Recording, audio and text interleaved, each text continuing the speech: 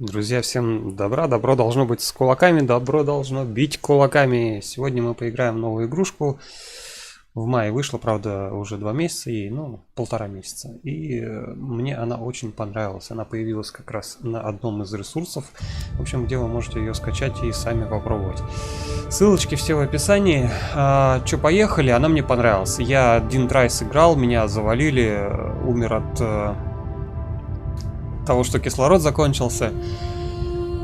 Я вообще фанат серии «На краю вселенной», кто сериал смотрел, фанат Алисы Селезневой, вот этого вот космоса, вот этого вот восторга, знаете, позднего советского по космосу, вот этих разных книжек фантастических про всяких гуманоидов, инопланетян, понятно, гуманоидных. В общем, все вот это вот во мне, конечно, ностальгирует, кипит, и в ком-то еще, очевидно, раз сделали такую игру. Игрушка в целом, конечно, художника здесь не смогли нормального найти. Видимо, не знаю, по объявлению взяли, или даже не по объявлению, по знакомству, через постель, понятия не имею. В общем, художник здесь сыграл отвратительно, но в целом довольно интересная задумка, механики и, впрочем, геймплей тоже нормальный, мне нравится. Надеюсь, вам тоже понравится. Сергей, здравствуй. Поехали. Итак, новая игрушка. Текущее сохранение будет удалено, естественно. Мы же там сдохли. Так, включить режим обучения. Нет, не нужно. Я думаю, мы с вами медлить не будем. Это первая часть, которая недавно вышла. Это которая недавно вышла, и только что сказал же, в мае, когда 1,5 месяца назад. В описании вся информация, когда что вышло, какая версия, что за игра там. Обращайте внимание. Если кто в записи смотрит особенно. Кто в записи это смотрит, вам-то проще, пролистали вперед и все. В этой игре есть небольшой косяк, она иногда вылетает, но сохраняется на том месте, где вылетела, и это мне очень нравится. То есть, какой-то вот тоже косячок. Мы должны вернуться к сцене атаки, там немножко не прочитать, да? Оно потом, вот, мы должны вернуться к сцене атаки, чтобы понять, что произошло. Пока что, конечно, еще бы пропатчить эту игру не помешало, да ладно. Летим туда, где стрелка. В принципе, я не знаю, насколько это обязательно туда прям лететь. Можно, я так понимаю, летать где угодно и потихонечку апгрейдить свой корабль. У нас вот есть корабль с вами. Вот это он состоит условно из квадратов, в которых у вас поделены квадраты, которые поделены на 3 разных типа, которые мы будем заполнять лутом. Вот это вот с рукой, это лут. Это наш хомяк сюда будет посматривать. Квадраты, производственная цепочка, то есть для того, чтобы мы не для того, чтобы мы что-то могли добыть, для того, чтобы мы куда-то могли смотреть. В общем, все наши приборы, доска панелей и все остальное, начинка корабля, это вот здесь. И оранжевым цветом это все, что нужно экипажу. Лазарет, койки, столовая, вот это все, комфорт. В общем, все, что рассчитано на экипаж. Разные показатели внизу есть, на них смотреть пока особого смысла нету. Что-то там есть, что-то там строить сразу нету тоже, опять же, смысла. Поначалу просто копим ресурсы, летаем куда-то. По лору, лор тут очень классный. Я тут, конечно, пропустил обучающее, по обучающему там все это рассказывается. Мы очнулись через 100 лет криосна. Кирилл, здравствуй. Боброву и тебе тоже. Читать описание, фу, таким быть. Все понятно. От криосна мы очнулись, и после нападения одного из полубогов на наш космический корабль, которого мы увезли запечатать неожиданно в тюрьме, знаете, Стражи Галактики, там тюрьма для суперпреступников. Тут типа такого послали 2 нубов, которые первоуровневые, сейчас покажу. Экипаж. Открывайся. Вот Никс, это девушка Алиса Селезнева и ее инженер Сергей. Тут, я не знаю, русские что ли делали, я не вникал в разработчиков, но тут и русская колония есть, чисто русская. Вот, я так понимаю, и по именам, судя по именам, тоже очень намекает. Так. Активация шлемов тут особо смысла не несет. Так, костюмы тут можно выбирать разные, чтобы у нас различные штуки были. Ну, я не знаю, объяснять вам, не объяснять, как то, что устроено, но мне игра понравилась. Сейчас сразу надо выбирать, как она, специализацию, профессию. Нет, профессия, наверное, все-таки выживальщик у нас. А это, наверное, да, или не... Да, специализация, все верно, тут даже название есть. Так, наш капитан, разумеется, будет заниматься нашим двигателем, уменьшать количество потребляемого топлива. Пусть занимается двигателем. Так, ну а наш инженер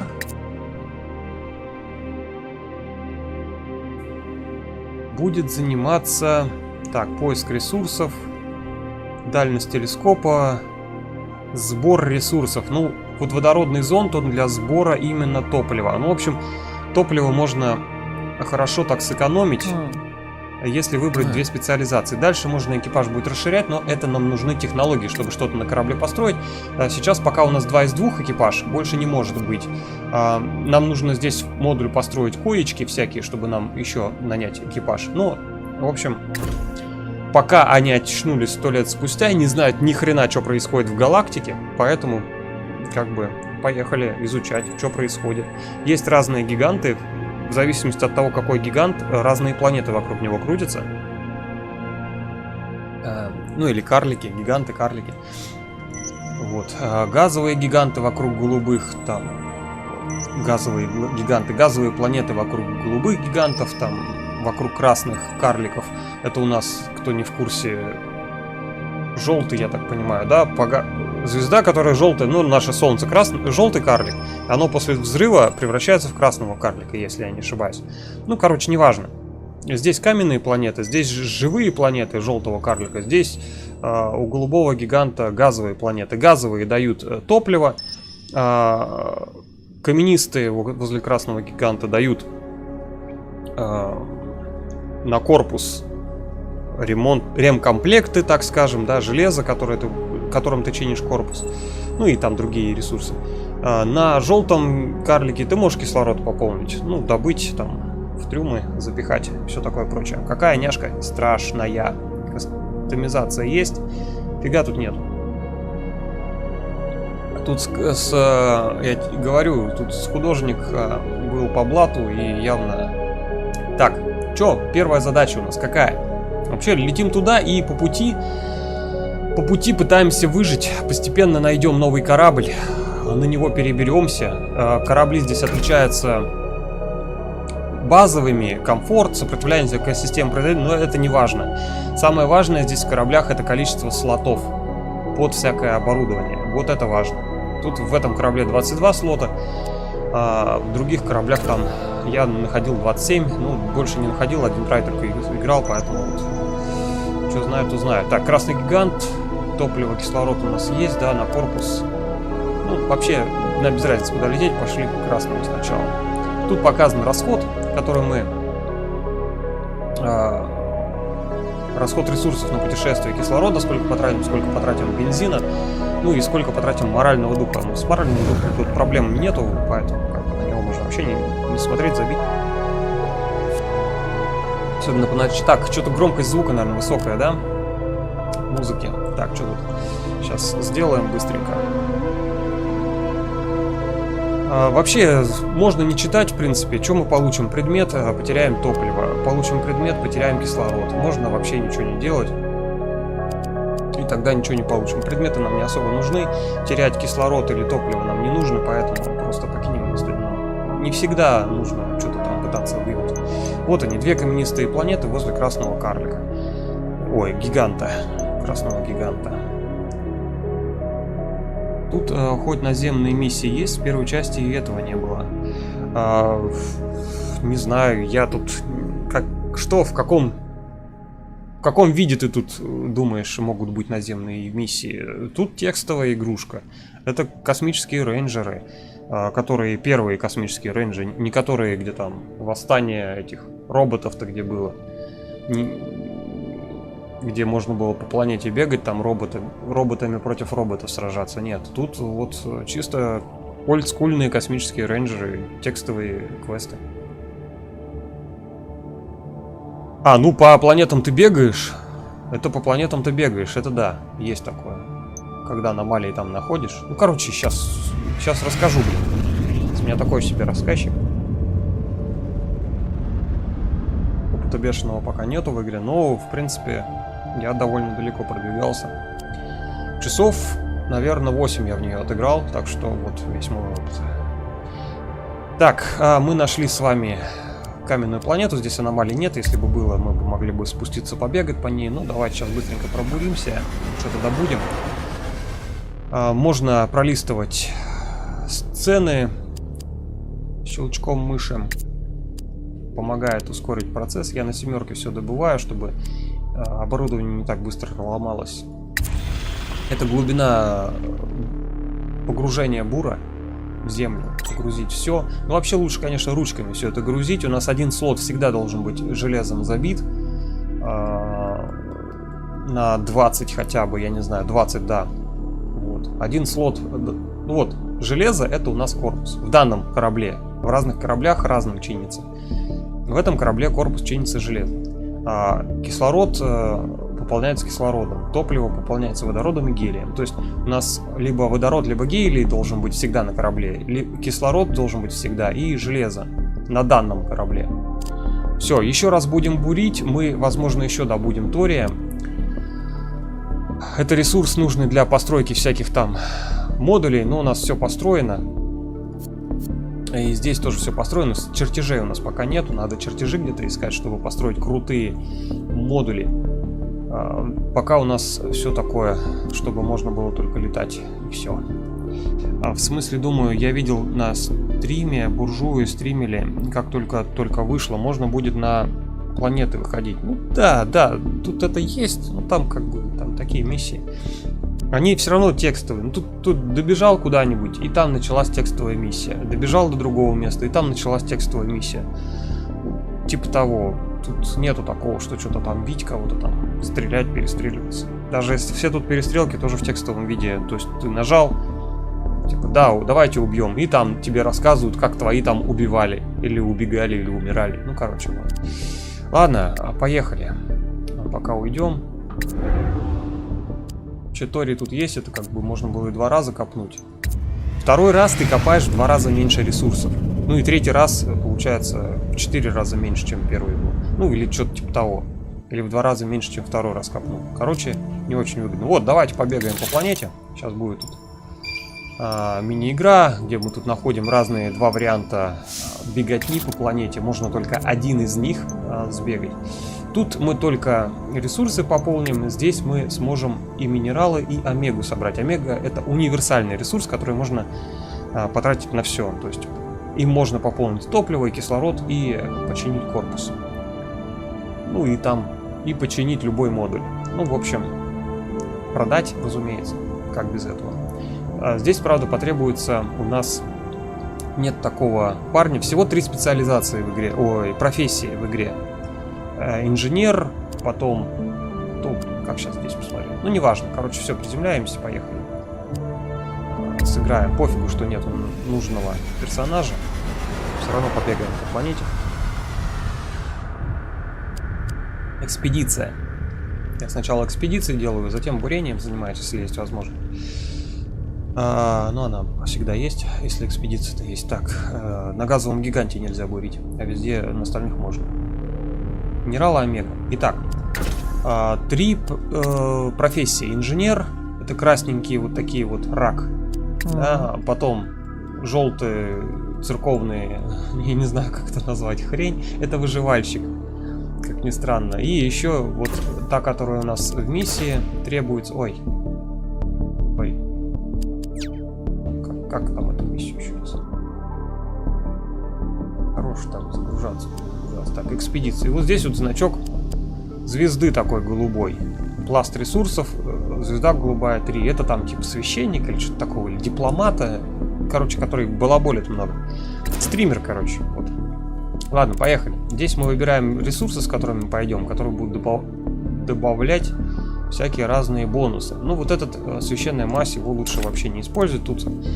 Он добавляет скорость случайно на 20% шанс получить Ну, скорость +1 там перемещение, что такое. Ну, нафиг оно надо. Здесь смысла нет куда-то бежать. Если ты от кровотечения, кровопотери какая-то, быстрее до корабля добежать, это да. Но здесь такого очень редкая вещь. Это если совсем, может, глупо играть. Обнаружив жилы, получаем 6 очков опыт. Опыт. Да, все, что на опыт, тут, конечно, нужно проставлять. Там, обнаружил ящик, получил опыт. Обнаружил ресурсы, получил опыт. Обнаружил поселение, получил опыт. Вот этот опыт нам очень-очень-очень нужен. Его получить очень сложно. Итак, добавляем наших парней в экспедицию. И понеслась. Будем постепенно корабль прокачивать, будем хомячить ресурсы всякие по разным планетам, будем прокачивать наших героев. Обвесов на героев тут нету, так что париться не придется, гайды писать тоже, так что все нормально. Так, ну что, исследуем, я не знаю, давайте с этой стороны пойдем. По краю. Вот тут есть шипы, по ним можно вначале не бегать. То есть, если есть возможность еще куда-то прибежать, время не ограничено. Можете бегать сколько угодно по этой территории, не париться, не волноваться. Вот тут опять шипы какие-то, видим, что получим урон там. Рядом встали, подсветили, что там за этими шипами. Ага, ресурсы. Хорошо, дальше побежали, с этой стороны, может быть, проберемся. Нет, смотри-ка, тут тоже тупичок. Тут какая-то вот хрень. Получим мы череп 25%, да? Здесь легкие 25%. Здесь легкие 25%. Ну, череп это моментальный удар, я так понимаю. Моментальный урон, а легкие это отложенный урон. Ну, 25% на каждого. То есть каждый проходит проверку в 25%, получит он этот урон или нет. Ну, давайте проверим, получим мы этот урон или нет. Сюда сначала забежим. Не получили оба урон, вообще везуха такая, пруха. Да, давайте теперь это кольцо обыщем. Подняли ресурсы, вот они у нас минералы, все, когда мы закончим миссию, они у нас в карманах, хоть 3 тонны будем тащить, хоть 200 тонн, без разницы, они все вдвоем утащат. Видимо, низкая гравитация, я не знаю почему. Дорога в никуда, ну вот она. Нет, не та миссия. Нас нужная миссия природная сокровищница. Если мы ее пройдем, мы получим плюс 15 очков к опыту. А это хорошо для этой игры. Это очень много, максимум, по-моему, сколько я получал разово. Дорога в никуда. Ну, это другая миссия, но тоже, видите, нужен священник. У нас этого нету. Кто там? Кто это? Так, наши датчики показали, что в этом месте находится сингулярность. Мы ничего похожего тут не обнаруживаем. Мы делаем пару шагов и вдруг оказываемся в незнакомом мире. У нас под ногами идеально ровная поверхность, словно гладкий металл, а над головой яркие звезды. Все остальное исчезло в небытие. Ну, раз дорога в никуда, то двигаться дальше смысла нет. Давайте лучше вернемся. За нами выросла невидимая стена. Мы можем пробираться через нее, но это отнимает много сил. Выбора нет. Пришлось собрать всю волю в кулак и приступить к работе. Нам удается вернуться на планету, но мы изнемождены. Что это было? Мы получили эффекты. Что за эффекты? Оглушение. Теряет 1 очко действия при условии каждый ход. Чего? В смысле? Я что, сейчас все очки действия потеряю? И что это? Все, пропало, да? Ну, то есть у нас 2 очка действия мы потеряли, осталось по 1, но вообще ни о чем. Они нам нужны для того, чтобы на планете в разных событиях интересные вещи делать. Первый раз у меня такое событие было. Сложное. Ну, можно и без очков действия чуть-чуть поподбирать, побегать, полутать. Это тоже имеет смысл. Ну, смотри, сколько тут все переграждено. Что, сложность 3-го, что ли, была? 3 черепа? Что-то как-то это. Все слишком сложно. О, сюда еще сбегать. Так, здесь у нас загадочный отряд. Смотри, тут нужно 2 красных точечки. Ну, то есть мы его, скорее всего, провалим, потому что у нас нет нужных очков действия. Вступить в бой, убежать недоступно. Вот если бы точка была, очко действия, тогда бы было доступно. И мы бы выполнили с отличием. Загадочный отряд. Мы оказались на месте крушения космического корабля. Вокруг искореженного аппарата мертвая тишина. Да, кстати, эта вселенная чем интересна? Тем, что тут, блин, в каждой солнечной системе есть либо космический корабль, либо обитаемая планета, либо там еще что-нибудь. Ну, короче, космос здесь живой. Вокруг искореженного аппарата мертвая тишина. Безмолвный пейзаж окутывал густой туман. Внезапно перед нами появилась небольшая группа вооруженных гуманоидов. На нас наставляют оружие. Похоже, они не очень дружелюбные. Можем вступить в бой, можем не вступать в бой. Ну, я думаю, что нам? Вступим в бой. Убежать еще не хватало. Получим раны, конечно. Они тут же... Ну, либо начнем трай заново. Они тут же открывают огонь. У нас при себе нет оружия для дальнего боя. Один из наших товарищей падает. Мы относим его в укрытие. Выследить, откуда идет атака, невозможно. Оставаться здесь опасно для жизни. Мы решаем... Короче, зря я начал драться. Нюх теряет 2 очка здоровья. Буду ее Нюх звать. Я знаю, что Ник сочетается, но буду Нюх звать. Эту девочку. Короче, тут ничего не залутал. Еще и рану получил. Ну, раны это ничего. Это мы можем мазью потом залечить себя. Так, куда-то тут еще вниз, да, можно сбегать. Ну, давай сюда сбегаем. Лут, конечно, нужно больше.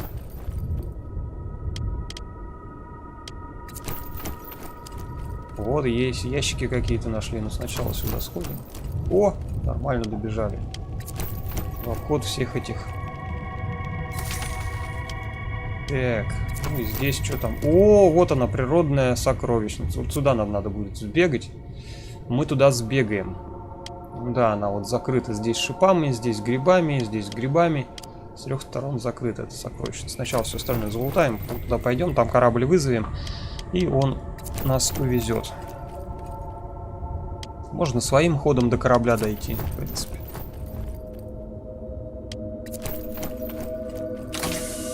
Так, вентилируемый костюм получили. Вот этот вот шмот, который мы получаем, его можно применять на планете перед высадкой.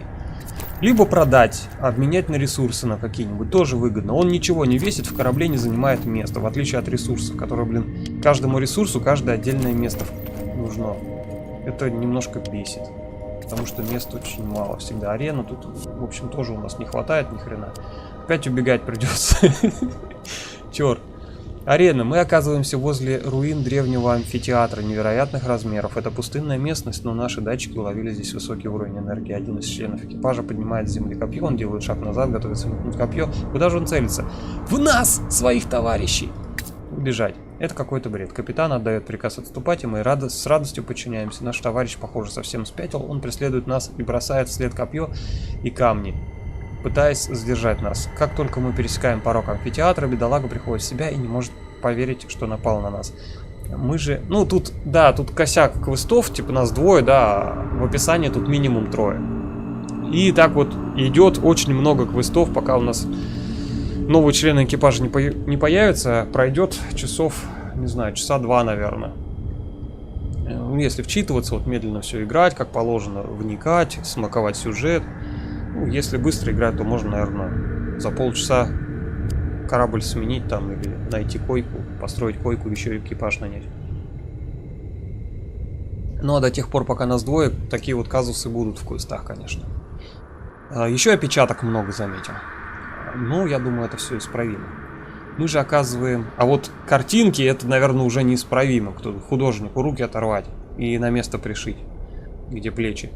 Так, мы же оказываем помощь раненым и пытаемся понять, что за злой дух обитает в стенах амфитеатра. Ну, в общем, раненые опять есть, да? Воздействие эффекта кровотечения. 1 ОЗ каждый ход. Ну, это ничего страшного, там корабль нас отхилит. Потом в процессе полета. Так что сильно можно не переживать за это дело. Другое дело, что нам еще перебегать там к природной сокровищнице. Ну, так я понимаю, нам к ней вообще смысла нет убежать, потому что мы ее активировать толком не сможем.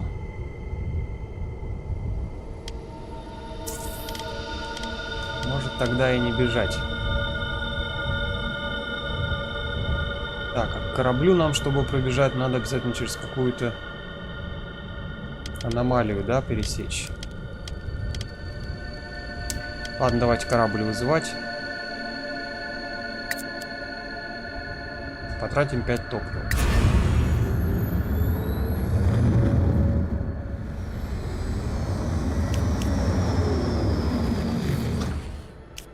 Отхил на себя кинем. Все равно нам очки действия больше уже не нужны.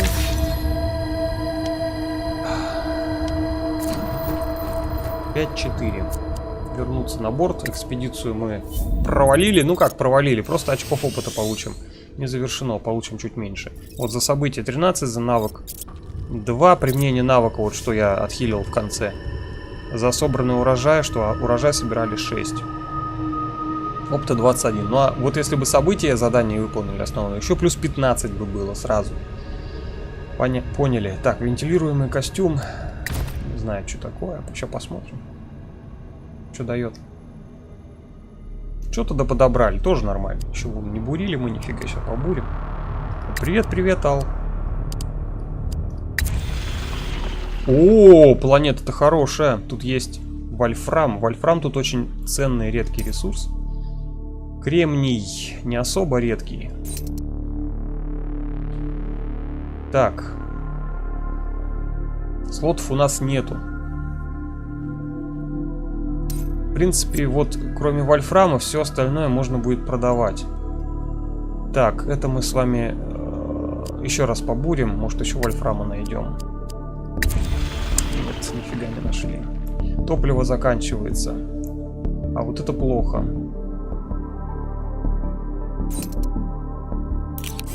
Таким образом чинишься. Так, топливо заканчивается. Выходим из буровой. Сейчас на газовый гигант надо лететь. Пополнять топливо. А что-то, блин, быстро оно вообще заканчивается.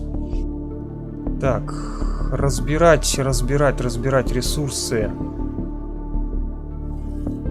Пока нету смысла. Давайте пока не будем.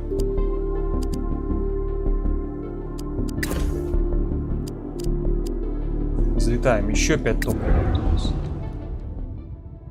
Ой, чую, сейчас трай закончится.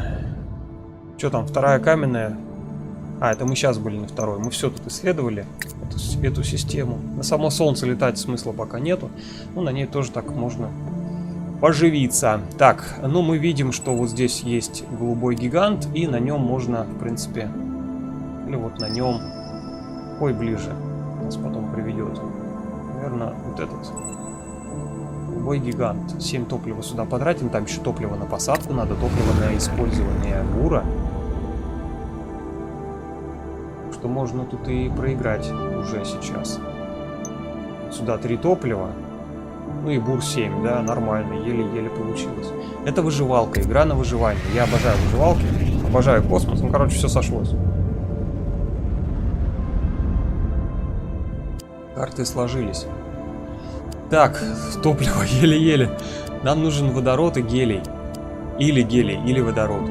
Тут написано расход. То есть один водород пополняет 2 литра бензина. Дает 2 литра бензина, так скажем. Один гелий дает 10 литров бензина. Ну, у нас сейчас 12 заряжено. Зондировать. Ну, я, конечно, так говорю, называю бензином. Но я надеюсь, вы поняли, что это не бензин, конечно, у нас. О, есть тут гелий, не везде, не на каждом газовом гиганте есть гелий. Гелий обязательно сохраняем. То есть, я говорил, феррум для корпуса обязательно у нас должен быть. Он не только для корпуса, но и для починки модулей всяких разных там. Зондов, буров, вот бур, который на планете что-то бурит, зондов, который газ добывает, вот этот водород, там топливо, короче. А вот простой водород мы сюда впихаем. Гелий, он очень... компактный. Один гелий дает сразу 10 бензина. А водород он не очень компактный, поэтому его выгодно сразу в бензобак переливать. Гелий пусть у нас посидит. Продолжаем зондировать. И, кстати, вот... Ну ладно, давайте зондировать, потом покажу. Вот еще гелия получили. Этот гелий мы сюда пихаем. Ну, а водородом заправляемся. Выходим. Топлива, конечно, не так уж много у нас осталось, но здесь 4. Значка 4 гелия, это значит 40 литров у нас есть. Ну, поняли. Как-то 1 к 10 считается. довольно-таки удобно. Выходим. Кислорода у нас еще запаса нет. В курсе, да? Второй, пока газовые гиганты полетели, газовые гиганты чем опасны? Они очень сильно повреждают корпус, а остальные не повреждают планеты. То есть на остальные, когда ты там куда-то причаливаешь к остальным планетам, ты теряешь только бензин и кислород. Здесь же ты теряешь плюс еще и корпус, прочность корпуса. Щитов у нас пока нету, космических вот этих вот защитного оборудования. Тут его надо будет построить. У нас даже чертежа его нету. Чертежа. Нифига у нас нет. Ну да, тут все, что есть, все, что перечислено, у нас уже построено. Так, ладно. Экипаж хотел показать, как он качается. Вот этот просто сам по себе качается во время полета. То есть, чем... Тут всего 3 уровня специализации может быть. Оно прокачивается до 15 там очков опыта, потом 30, потом 45 или 40, по-моему. Или 15, 25, 40, не помню. Вот. Этот добывает больше ресурсов. Сначала на 1-м уровне там водорода, на 2-м уровне, 3-м, по-моему, уже гелия больше добывать начинает. Ну, короче, 3-й топовый. И я не знаю, если переназначить, наверное, все слетит. Я не переназначал. Можно будет попробовать, но я не знаю, смысл какой есть, нет. Ладно, поехали заправляться на следующей станции. Что там гелия найдем? Ну, гелия — это редкая штука. Что-то не похоже на конец первого акта Guardian Quest. Ну, ты очень проницательный человек. Что на это можно ответить? Потому что это не Guardian Quest. Название, я что-то где-то название оставил, что ли? Так, ну вы поняли, да, как я это делаю? Зондируем еще разок. Накачаем зонд свой. Зондировщика, команду зонда. Выгодно зондировать, мы тратим 7, помните, топлива, да? Одно топливо, 1 водород дает сразу 2 топлива. То есть выгодно зондировать, пока у тебя добыча идет 7 делим на 2, получается что-то 3,5. В общем, 4, если у нас есть водорода, то выгодно. Если меньше 4 водорода, то вы только прокачиваете своего добывателя, шахтера. Поэтому 3-й раз тут смысла нету, потому что 3-й раз еще в 2 раза меньше. Очень понял, да? Так, взлетаем, летим дальше. Что тут скучно, все. Так, кислород, топливо, корпус. Топливо у нас на борту еще имеется немножечко запас, 70 литров.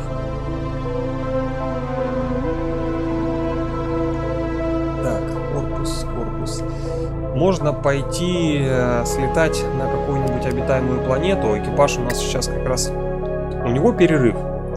Через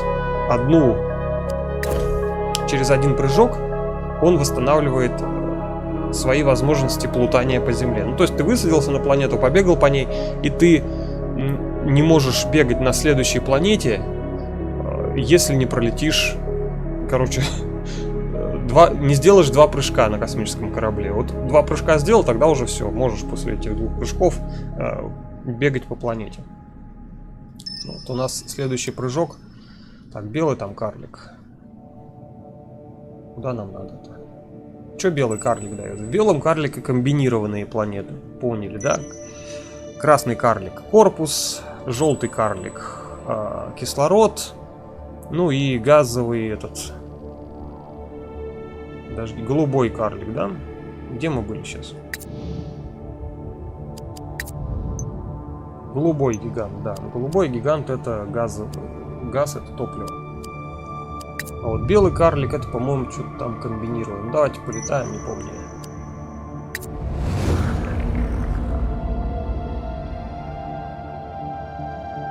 Кат-сцена. Усыновление. Очаровательное маленькое шестиногое существо пробралось на корабль. Офигеть, каким образом вообще?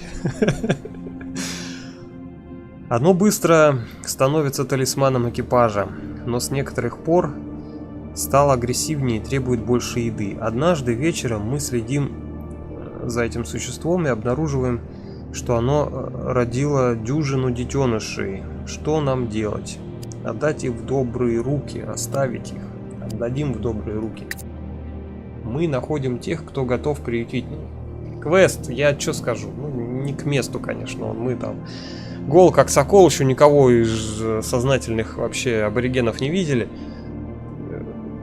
Спустя того, как пробудились от криосна, но тут уже кого-то там куда-то кому-то усыновляем, прям в голом космосе, в открытом космосе к нам как-то проник. Ну, короче, это жесть. Ребята, походу, сэкономили не только на художнике, но еще и на логике. Мы находим тех, кто готов приютить этих существ, они благодарят нас и преподносят нам подарок. Существо кричит, когда мы уходим, протягивает одну из лап между прутьев клетки. Экипаж нашел литографическую карту. Кстати, костюм-то я не посмотрел, что дает. Моральный дух понизился, то есть все расстроились, что мы отдали какую-то дичь. Где у нас шмот-то лежит? Шут-то узнает, где у нас шмот лежит.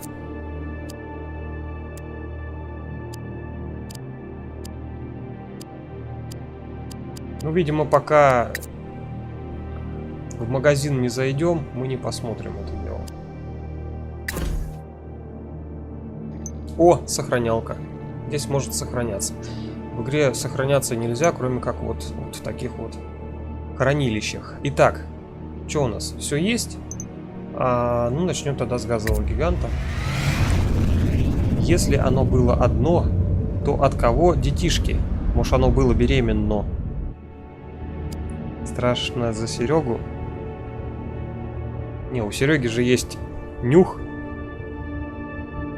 У Сереги есть нюх, так что все нормально. Там что за Серега переживания? Так, зондируем.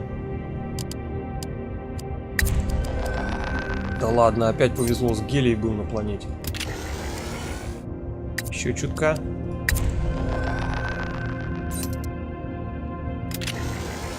Отлично.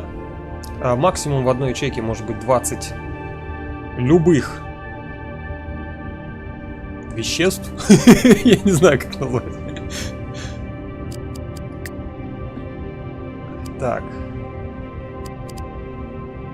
Так, здесь мы побывали. Пойдем так на каменистую. Сейчас посмотрим, что там есть.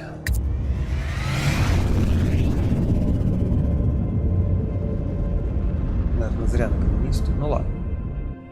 О, нету аномалии. Нормально. Надеюсь, аномалия будет на той планете, на которой есть кислород. Там побегать нормально будет. Там торговцы могут быть просто частенько.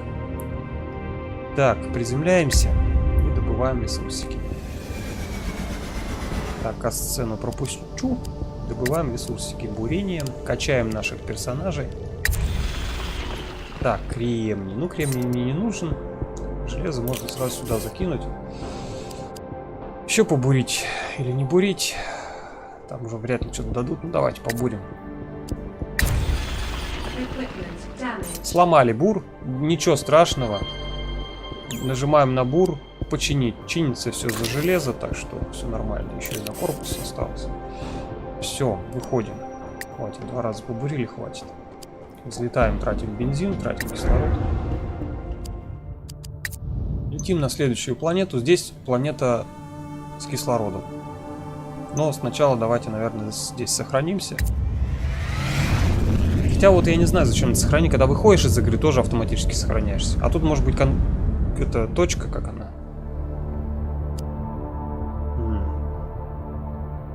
Резервное сохранение. Ну, не знаю, если меня убьют, я, наверное, вряд ли сюда буду возвращаться. Скорее всего, назад трайн буду начинать. Так. Зачем я тогда сохраняюсь? Можно, значит, и не сохраняться.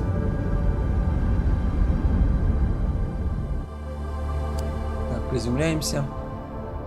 Минус 5 бензина, минус 4 корпуса. Корпус повреждается при приземлении. Надо щиты, срочно щиты, чтобы корпус не повреждался. Итак, первая заселенная планета. Ну, точнее, планета с кислородом.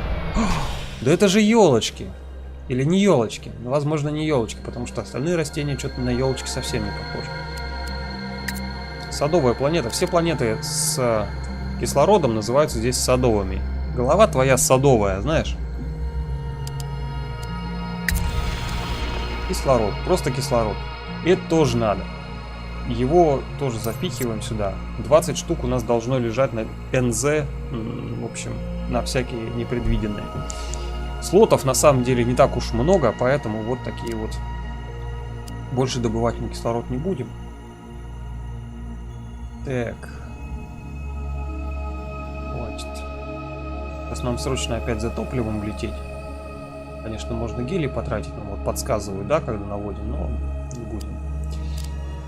Так, выходим пока отсюда.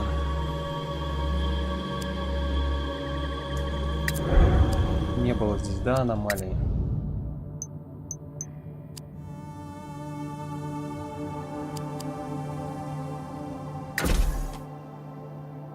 Можно вот эту ячейку освободить.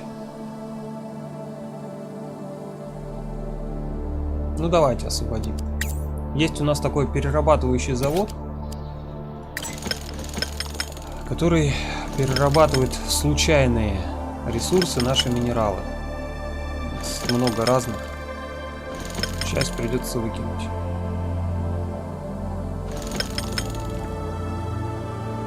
Что из этого дороже, я понятия не имею. Но вроде бы вот эти вот дорогие с золотом. Кремний вроде как дешевый. Углерода, в принципе, его всегда хватает. Берем на починку. Кремний еще раз так сюда. Углерод. Ну, в принципе, у нас места хватило. То есть, вот это, в принципе, можно вообще будет продавать. Так, давайте посмотрим, может, что-то появилось? Нет, ничего не появилось. Надо идти искать технологии строительства разных объектов. Можно вообще преобразовать, если нам какая-то важная добыча попадет, можно преобразовать один из модулей, допустим, в ячейку хранилища за железо. Или в ячейку технологии за медь. Но меди у нас нету пока. Ведь ячеек технологий у нас так 3 штуки как бы. А вот ячейки модульные, они не особо много нужно. Особенно на первом корабле. Я думаю, много нам их не потребуется. В принципе, еще двух хватит. Можно сразу одну преобразовать. Зачем? Потом.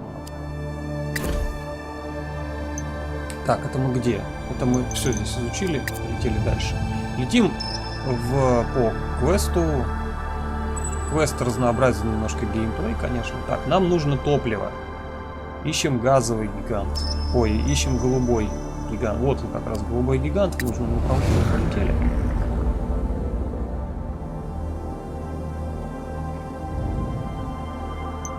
Два газовых гиганта и одна каменистая планета.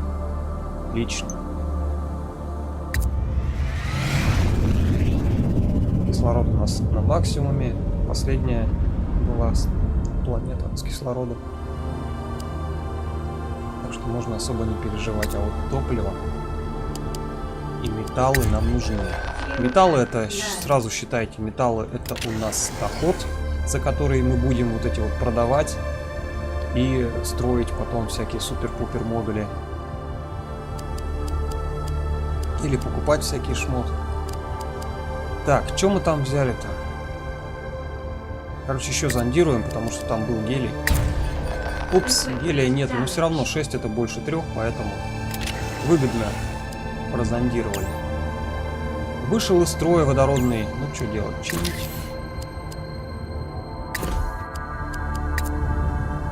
Здесь 2 раза, здесь посмотрим сколько. 2 или 3. Капнем разочка. Минимум 2 получается. Водородик. Гелия, к сожалению, нету.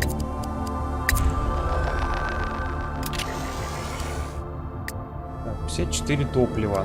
Мало. Еще хочу. Надеюсь, здесь будем по планете бегать. Аномалию давай. О, есть 2 аномалии. Сейчас будем выбирать, какая из них наиболее полезна.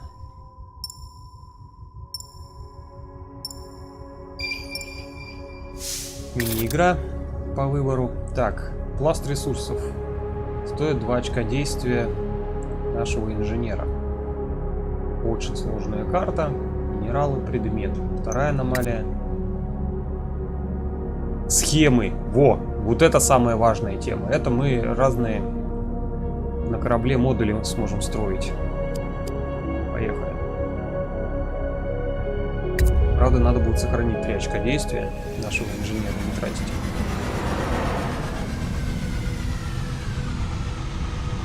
Здесь кислорода на планете нет. И живых форм, скорее всего, тоже. Идем в экспедицию. Что же мы тут найдем? Ага. С чем мы идем? Священную мазь мы не берем. Ага. Ага. Обнаружив жилу ресурса, экипаж получает 6 очков опыта. Это пусть будет. А, вот, кстати, можно посмотреть. Нет, нету здесь костюма. Значит, костюм для 3-й профессии. Здесь у каждой профессии свое оборудование. Карта. Каждый раз, когда минералы собраны, экипаж получает 4 очка опыта. Обнаружив жилу. Ну, жила редко обнаруживается. Давайте, наверное, литографическую карту завязаем сначала. По 4, правда, очка всего. Ну, ладно. Все, отправляемся в экспедицию. Сейчас будем лутаться. И искать чертеж. Наш первый чертеж. Какие-то пары, газы. Непонятно, как они на нас могут повлиять, если мы как бы в скафандрах. Ну, это опять же недоработка разработчиков. Что там? Что поделать?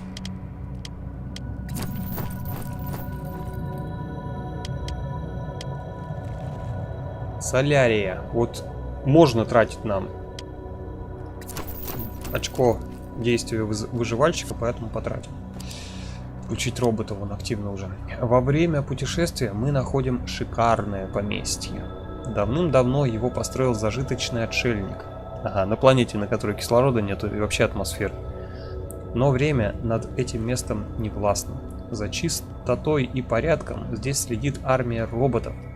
Робот Дворецкий ведет нас к хозяину поместья. Он приводит нас в тронный зал и представляет хозяину, словно не замечая, что тот давно мертв. Мы берем со скелета ценную вещицу и разворачиваемся к выходу, но робот преграждает нам путь. Хозяин не разрешал вам уходить. Отключить робота. Всего одним ударом выживальщик отключает робота, мы спокойно выходим и навсегда покидаем зловещее место. Получаем опять вентилируемый костюм, который не знаем, что такое делает. Ну ладно. И на том спасибо. Так, давайте дальше по краю карту сначала изучим, потом внутри будем ее изучать. Вот минералы, за которые мы опыт получаем. Сейчас внимание вот сюда, вот в эту часть экрана. Подобрали, экипаж получил 4 очка опыта. Так, здесь шипы. Попробуем бежать. Это как раз вот покинутый. То самое место, которое нам надо с вами залутать, чтобы получить 15 очков опыта. Очки у нас действия есть. Искать минералы, вот оно. Тут был древний город, вертикальный, идущий вглубь земли, а не вдоль ее поверхности. Он абсолютно пуст, нас встречает только эхо. Где-то в этом мертвом городе должны в изобилии храниться ресурсы. Но где? Пусть инженер ищет минералы. Я заметил, чем больше очков действия ты тратишь, ну то есть здесь одно, да, очко действия, здесь 3. Чем больше очков действия, тем выгоднее концовка. Может быть, мне показалось. Город представляет собой вертикальный лабиринт, уходящий... Уходящий вглубь, я думаю, то же самое читаю, нет, другое. До самых границ земной коры. Наш инженер использует материалы, оставшиеся от жителей колонии, чтобы построить детектор, который приводит нас в хранилище города. Экспедиция увенчалась успехом. 20 минералов. Амулетик. Сюда. Да, моральный дух плюс 10. Это тоже хорошо пополняется. Ну, моральный дух, я говорю, он тут как-то сам растет и растет. Ничего не поделать. Молодец такой вообще. Лутовую нашли. чайный набор. Тоже продать можно, ну, либо заюзать как-то перед вылазкой кем-то. Наверное, дипломатом, раз чайный набор, типа договариваться. Ага, еще 4 очка опыта, хорошо.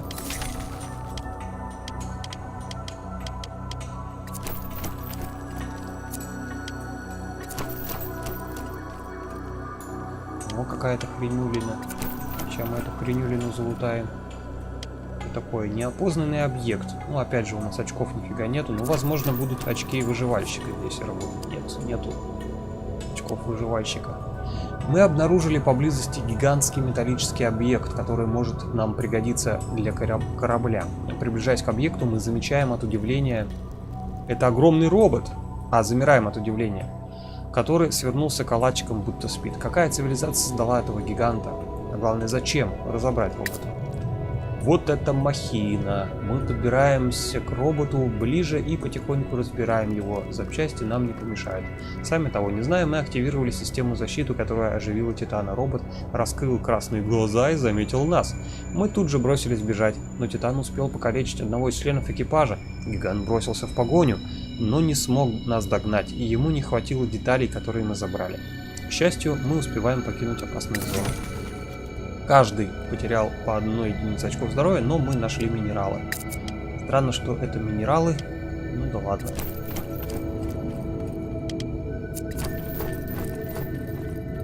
Ого, там припасы. Понятно, будем искать путь к этим припасикам.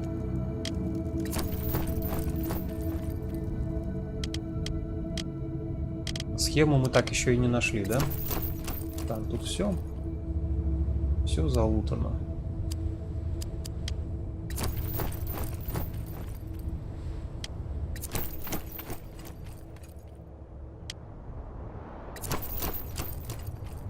Наш корабль, кстати говоря. Тут еще вот можно было здесь разведать. Да, тут нет, некуда бежать. А что-то я вот здесь еще ничего не разведал, вот в этих точках. Ну-ка пойдем, сходим, вдруг там что есть. Корабль наш визжит, непонятно зачем. А что, мы типа рядом прошли или что? Нет, пусто здесь было. Ладно, возвращаемся. К сожалению, быстрее ускорить никак нельзя. Хотя, может быть, есть тут. Так, настройки. Пропустить как кат-сцену в путешествиях. Так, да, но это не то. Экранчик.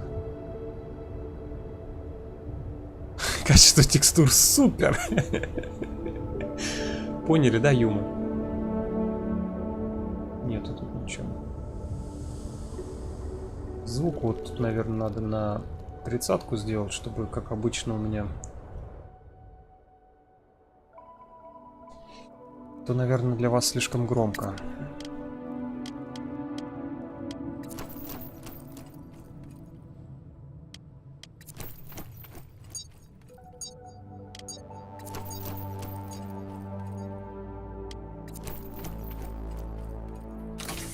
А что, все, да? Бурильщика мы нашли.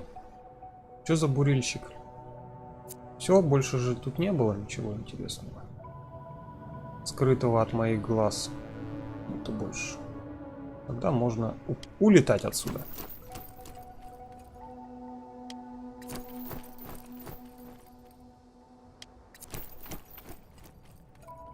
Погоди. Давайте отхилимся. Это мы получим еще 2 очка опыта. Это полезно. Ну, то есть 2 очка за каждое действие. То есть в сумме 4.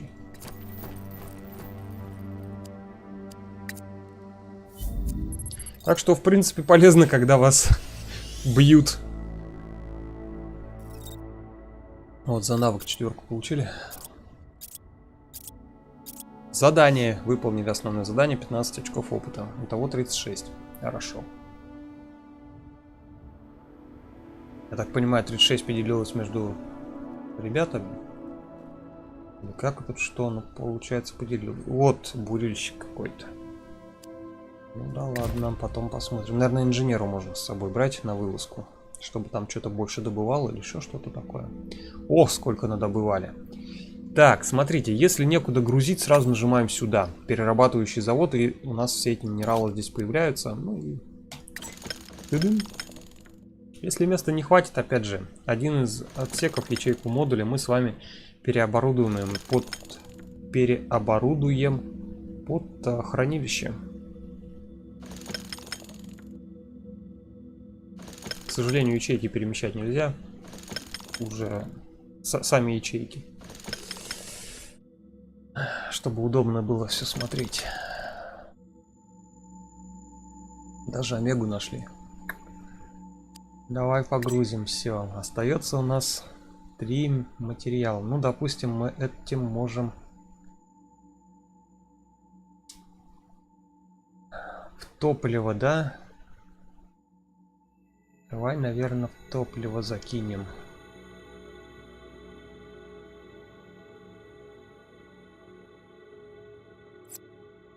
Или в корпус.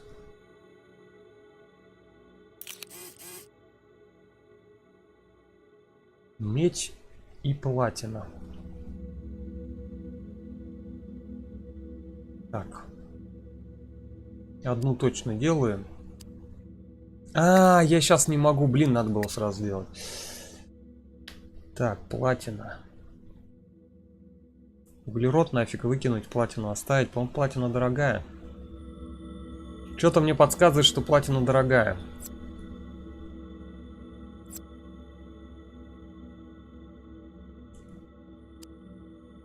Медь-то точно дешевая. Так, давайте сразу переоборудуем, блин, а то опять получится неприятная ситуация.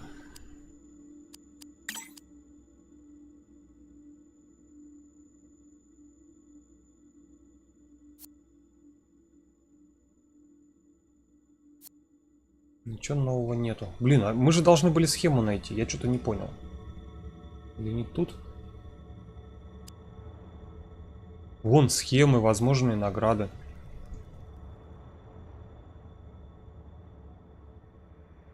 Вроде все обшарил.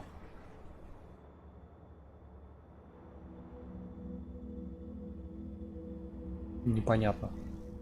Наверное, что-то пропустил. Ух ты! Гафний. Тоже вообще ценная штука.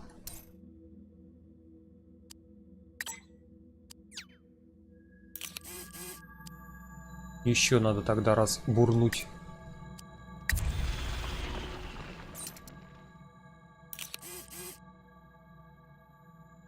Топливо. Снова не хватает топлива. Идем, значит, на газовый гигант. Постепенно наши члены экипажа прогрессируют, и это топливо будет через 4 очка опыта. Будет потребляться поменьше и добываться побольше. Вот уже количество водорода мы повышаем, добываем добытое. Так что это тоже хорошо, хороший признак прогресса. Так, здесь мы с вами побывали. Здесь побывали. Голубой, голубой. О, есть голубой. Я хочу играть с тобой. Бур — это не схема бура мы нашли. Нет, не схема. Бур у нас уже есть. Это инструмент, там схема по-другому выглядит. Бурильщик у нас называется. Ну и то, что уже у тебя есть, по-моему, найти невозможно. Выполняем баки. Че, уже час играем? Я еще до сих пор корабль не нашел, но это естественно. Так, кат-сцены мы пропустили, поэтому сейчас все это дело будет быстро. Раз гелий есть, ах ты же зараза. Не хватило на гелий еще разочек. Ну ладно. На другую полетим, может там что найдем. Лутаешь, лутаешь. Ну на этих планетах, конечно, скучно, на них ничего интересного не бывает. По ним не погуляешь. А, ну вот разве что интересное, да? Водородный зонд из строя вышел. Очень интересно. Гелия хорошо так запаслись. На следующего газового гиганта можно вообще не лететь. Но да полетели все равно до максимума. Я ж хомяк. Точнее, во мне есть хомяк, который будет бастовать. Мужик не актера из пространства экспансия сериала похож. Пространство экспансию я смотрел. Какого именно мужика ты имеешь в виду?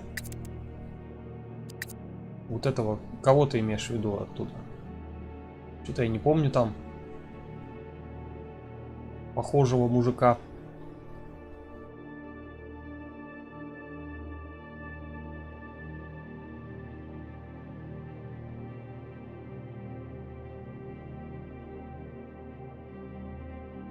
Кем он там служил? Не помню такого.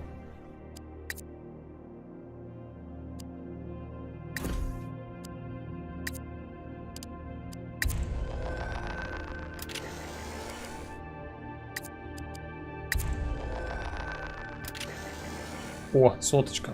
Нормально. И еще покачали своего зондировщика. Отлично. Так, Солнечную систему мы залутали. Идем дальше. Вот уже место атаки. Ну, атака это вот где... Короче, на наш корабль напали 100 лет назад. Это место атаки, где на нас напали. Мы с корабля катапультировались на двух капсулах, у которых было запрограммированное назначение искать планету с кислородом. Вот. Ну, то есть с атмосферой, чтобы можно было там выжить. Короче, планету, на которой могут выжить те, кого спасает спасательная капсула. Вот она искала 100 лет, эта капсула, точнее эти две капсулы. И через 100 лет нашли. Вот мы очнулись от криосна, когда нашли. Сейчас назад летим. Так, куда нам надо?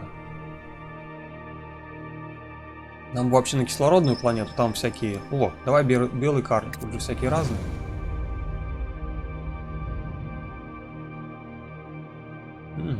Отлично. Так, газовую потом. Давайте тогда отсюда и сюда. Сохраняться я не буду тратить ресурсы. Отсюда и в конец пойдем. Сначала кислород. Хотя по-хорошему сначала, конечно... Блин, я потом забуду.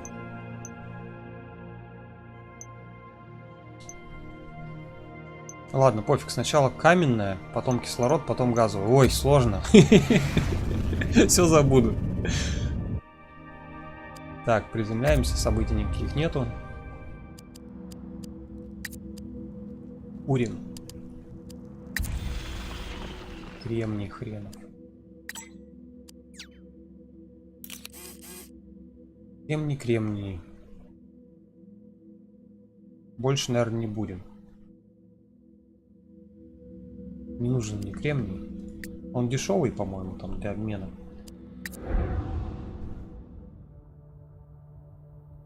Который детектив с астероидов. Именно рисунок, который, а не 3D модель показанная. Рисунок, который... Где у нас рисунок? Можно посмотреть. Экипажа. Тут сам экипаж. А, вот этот рисунок. Ну, но если сильно-сильно захотеть разглядеть, то да. Кепки ему не хватает этой. Как она там называется-то? Не знаю, как та кепка называется.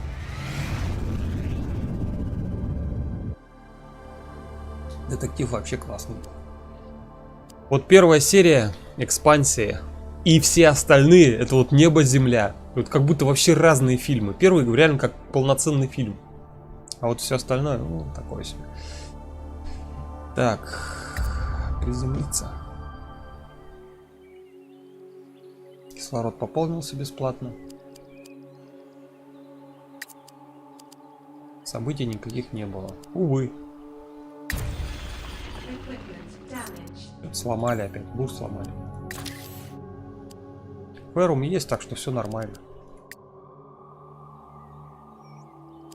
Взлетаем. Газовый гигант остался. Пополним бензина и идем сюжетку проходить. Ну, проходить громкое слово.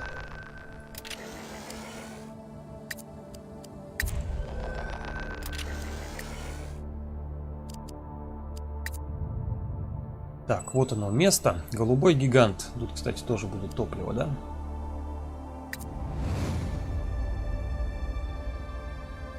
Отлично. Нюх, Сергей, смотрите. Вижу, в этой системе дрейфует корабль. Вы правы, узнаю авангард. А то должно быть один из кораблей Архонта. Давайте подлетим поближе к кораблю Архонта. Давайте подлетим. Вот он, корабль Архонта, покинутый. Первые 2 сезона нормально пространство, а потом в мыльную оперу все скатилось. Да, ну там постепенно все скатывалось. Я говорю, первая серия отличная, но они для затравки ее сделали. Видно было, что и вложили и душу, и сердце, и вообще деньги. Да и актер чего стоит, это просто вообще эпик. Им даже возвращать его пришлось там в следующих сезонах. Без него хреново тянется. Тянулся сезон следующий. Ну, короче, падали просмотры. Пришлось возвращать. Ну, мне так кажется, я вообще ничего не читал про это. Так, вы были правы, Сергей, это один из атаковавших нас кораблей. Так точно, капитан. Странно, что его бросили после освобождения Архонта. Архонт это тот, кого они перевозили. Тот полубог, который должен пожрать весь мир. Ну, он в виде волка такой. Знаете, да? Викингов идею. Должно быть, он сильно пострадал во время атаки на Авангард. Авангард — это их корабль, на котором они летели. И они предпочли его бросить. Бросить — это про корабль, который мы сейчас изучаем. Звучит разумно. Либо же силы Архонта используют его как промежуточную станцию. Какие будут приказания? Обыщем корабль Архонта. Не хочу, чтобы нас застали врасплох. Вот он, корабль, который мы сейчас обыскиваем. Можно... Так, быстро обыскали. Похоже, после битвы радиосвязь на корабле еще какое-то время продолжала работать. Я могу расшифровать большинство их сообщений. Похоже, Архонт строил республику. Республика, которой управляет сумасшедший монстр-полубог. Залог успеха. На самом деле, капитан, эта информация устарела. Похоже, республика действительно оказалась довольно успешной. Эта карта, так много систем, он захватил их все. Не могу поверить, что Архонта поддержала столько цивилизаций. Не уверен, что у них был выбор. Нам нужна более свежая информация, но они явно перешли на другие частоты много лет назад. Проверьте их систему навигации. Откуда они прибыли, куда направлялись. Похоже, последним пунктом назначения этого корабля было место под названием Атлас. Это наша лучшая зацепка. Согласна, надеюсь, мы не безнадежно опоздали. Так, вот они, 2 корабля. Сейчас мы на тот переберемся, чтобы кое-что заценить, а потом обратно. Тут есть вот корпус чинится за железо, кислород пополняется кислородом, топливо пополняется водородом и гелием. У этого корабля столько же ячеек, сколько этого. Где это посмотреть? Вот внизу. 22 ячейки, 22 ячейки. Понятно, да? Остальное тут можно смотреть, можно не смотреть. Я опять же повторяю, тут самое главное — это количество ячеек пока что. Ну и перебираемся, смотрим на потребление. Корпус здесь потребляет не только железо, но еще и медью можно чинить. Кислород здесь можно пополнять не только кислородом, но и платиной. Топливо здесь то же самое. Ну, короче, выгоднее на этом корабле. Правда, нам его придется починить с вами. Давайте чинить. Все тут в руинах. Но благо мы там ресурсы же добывали. Я как-то на том корабле летал. Потом на другой пересел, у которого 27 ячеек. Ну, давайте на этом полетаем.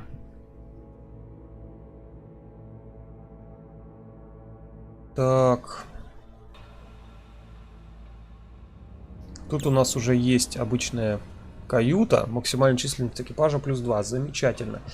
С вами сразу построим, наверное, лазарет. Хотя до лазарета надо еще модули построить, которых нам не хватает. Так, что у нас не хватает-то? Это есть, бур есть. Во, вот этой хрени нету. Телескопа. Давайте телескоп построим. Телескоп. Где-то внизу, что ли, построить?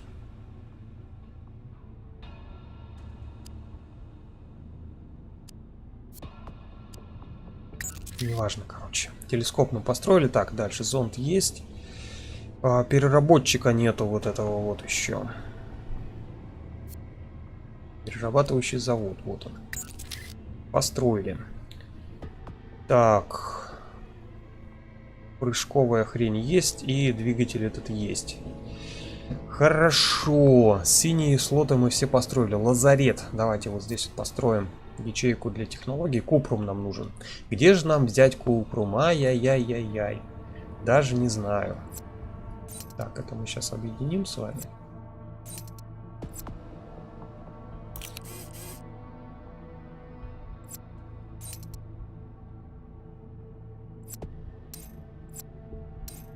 Пока что так сделаем.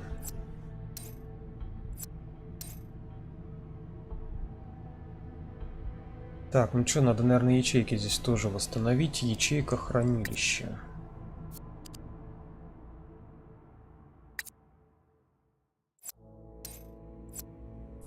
Так, с хранилищами все в порядке. Разваливаем. Ну, короче, можно так развалить, демонтировать. Ага, тут купрум мы не получим.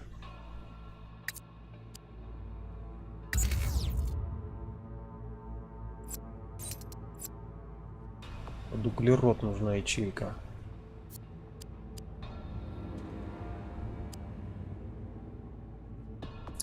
Купрум. Где мы купрум получим? О, нашел.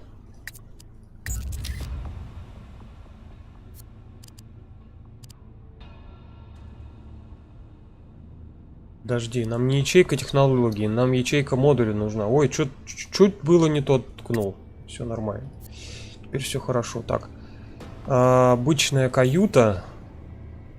О, у нас технология откуда-то это, да, появилась? Видимо, на этом корабле что она есть, не знаю почему. Теперь ее строить можем. Хорошая, кстати, каюта. Так, и лазарет. Железо, углерода нам нужно 5 штук. У нас всего 2 углерода. Короче, ломаем все, что есть на том корабле. Так быстрее. 3 углерода. Мало. Не хватает. Ну, будем искать. Пока без хила мы остались. Ну, ничего страшного, мы найдем. Углерода много везде, он есть. Так, переносим все на свой корабль. Что нам не хватает? Железо, купрум и углерод. Так, здесь мы еще сделаем технологии, ячейку. Вот эту вот. Пожалуй.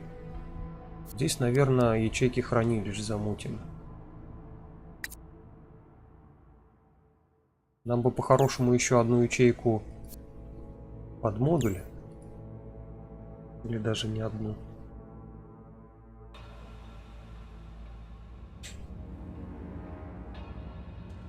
Ну пока ладно, пока пусть так будет.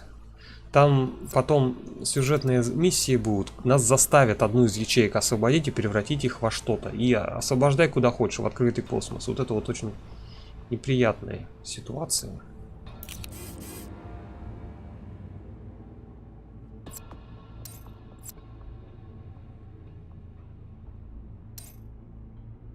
Купрум.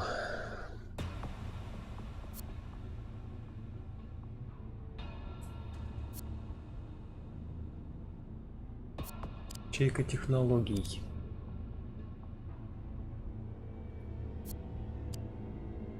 Давайте, наверное, вот так сделаем. Все.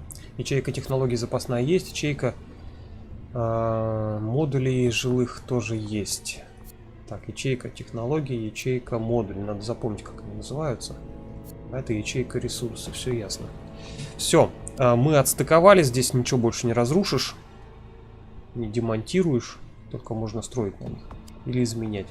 Зачем нам это надо? Нам это не надо. Все, корабль готов к вылету, даже с неподчиненной ячейкой. Спокойно может летать. Так. Полетели дальше. Уже на другом корабле.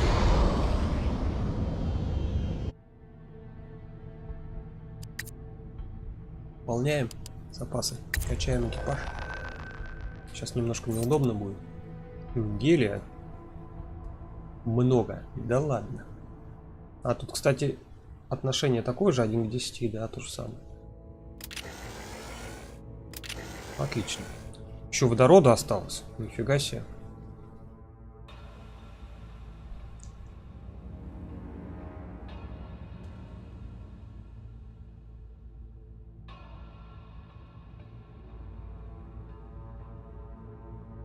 Думаю, может, кислород нам скинуть?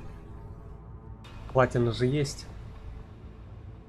В случае чего платину используем.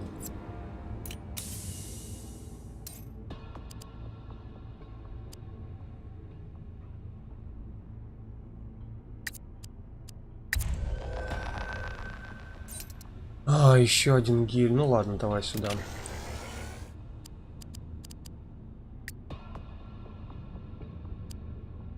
А тут все газовые гиганты.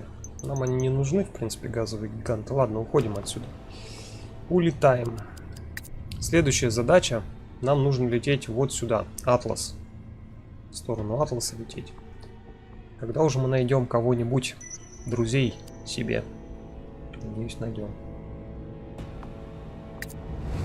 Что там нам надо? Углерод, да, по-моему? Камешки. Когда мы входим в систему, перед нами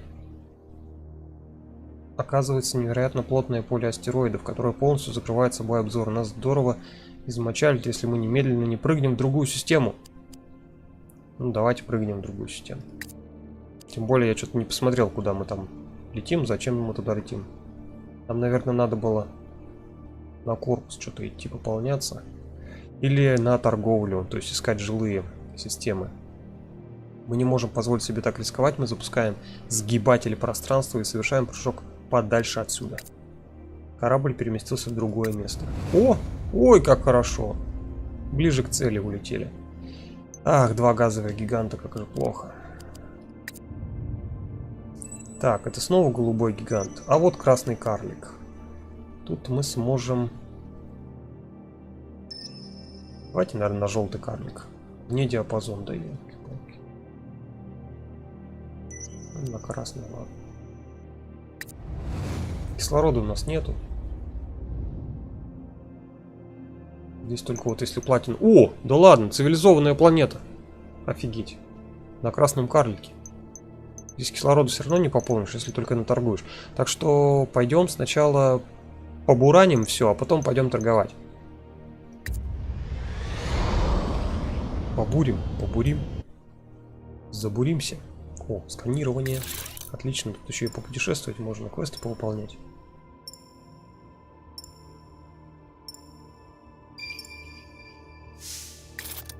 Аномалия, зона шахт. И все, да? Ну, поехали. Зона шахт. Так, значит, нам надо в зону шахт взять какой с собой инструмент. Это нам не надо. Когда минералы собраны, экипаж 4 очка. Ну ладно, давайте до конца уж потратим.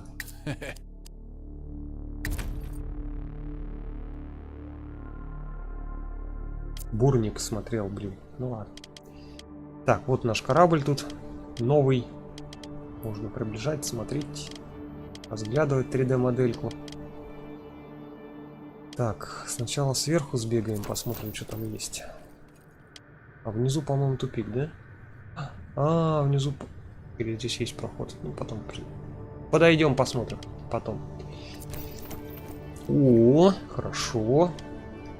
Есть контакт. 4 очка опыта.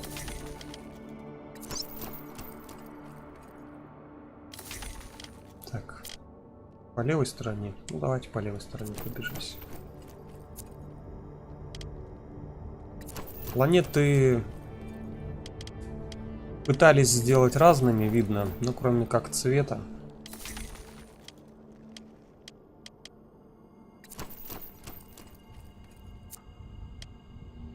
Чрево гиганта. Блин, опять не тот. Ну, может быть, получится нам своими силами его активировать. О, идти дальше есть. Перед нами разбитый космический корабль, он врезался в поверхность планеты, и теперь из Земли торчит только его половина. Мы решаем осмотреть его и понимаем, что это гигантское судно размером с целый город, если не больше. Мы видим лишь малую его часть. Основное сокрыто под землей. Похоже, мародеры побывали здесь уже давно, а из загадочной темноты корабля слышен чей-то рев. Стоит ли продолжать поиски материалов? Конечно, идем дальше. Ищем дальше материалы. Первым мы отправляем в глубокую бездну выживальщика и следуем за ним. Нас атакуют всевозможные существа, живые и механические. Мы разделываемся с ними. Наконец-то подбираемся к реактору и не можем поверить своим глазам. Судя по схеме корабля, его разбитые останки покоятся еще дальше на тысячи километров вглубь планеты. Здесь же, в центре реактора, мы находим ценнейшее сокровище. Схема технологии под пространственный реактор, добавлена в базу данных. А вот это уже ячейка, которую будем строить на своем корабле. Она нам позволит совершать прыжки намного дальше. По-моему, не помню точно. В общем, добыли. Молодцы, получилось. Тренер, сейчас что-нибудь добудем. Пинцет. Замечательно, пинцет нашли. Брови щипать будем. Офигенная находка. Чем мы без нее, как мы без нее жили?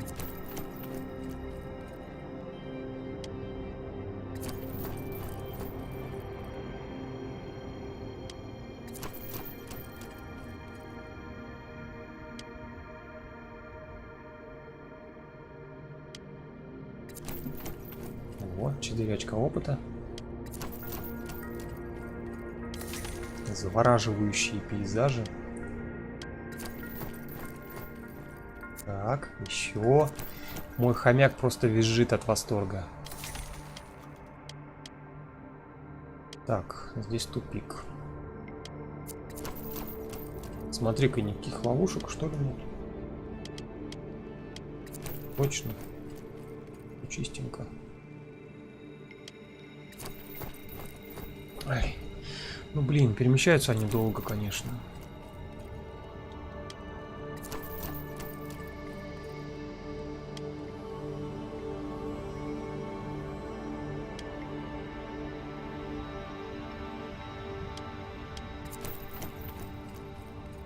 А, здесь тоже тупик. Ну все, полетели тогда. Залутали. Молодцы. Подожди, зона шахт. Я не залутал. Или что залутал? Что такое зона шахт? Я думал, тут шахты еще какие-то были.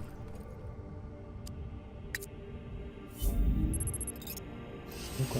А, нету тут никакого задания, точно. Основного, не основного. Найдено. Вот, пинцет. Между ним вот... Ну ладно, неважно. Вот пространственный реактор. Короче, разделены квадратики. Если разделены, то это... Короче, не важно. Не буду объяснять. То это модуль. Вот он. Нужен 8 вольфрама, гафния 6 штук и платины 5. Так, давайте их рядышком сразу здесь покладем. Платины, вольфрам и гафний. Вот они нам нужны для того, чтобы построить подпространственный реактор, который позволит, легендарная схема, позволит повысить производительность, то есть потребление бензина будет меньше, и дальность действия сгибателя пространства, то есть мы дальше сможем телепортироваться, так скажем. Ну, копим, вообще ничего не хватает нам. Так.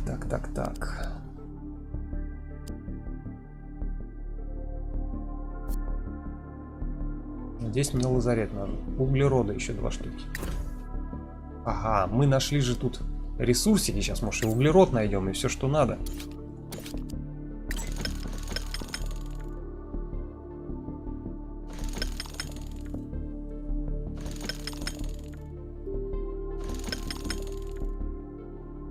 А тут как-то можно это быстренько все. Нет.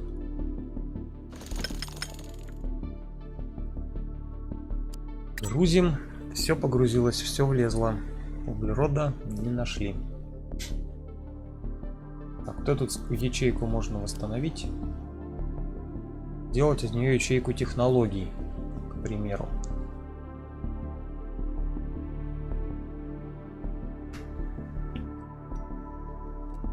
Давайте сделаем. Так. Еще не бурили, кстати. Бурим. О, здесь Тори есть. Хорошо.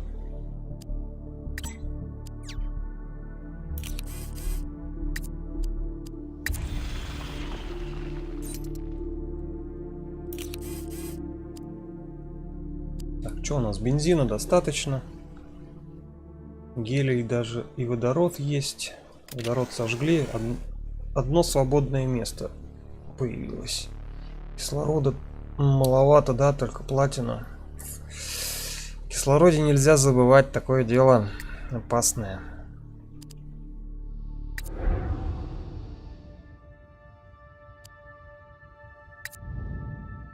Следующая каменистая планета, потом будет цивилизованная планета. Сейчас запасемся ресурсиками, потом торговать будем. Будем продавать все, которые нам не нужны для строительства модулей, которые можем построить или планируем построить. Потому что все равно их потом надобудем, надобываем, сколько нам нужно. Кораблей места мало, чтобы хранить все, что хомяк нашел. К сожалению. Вот уже что-то не хватает.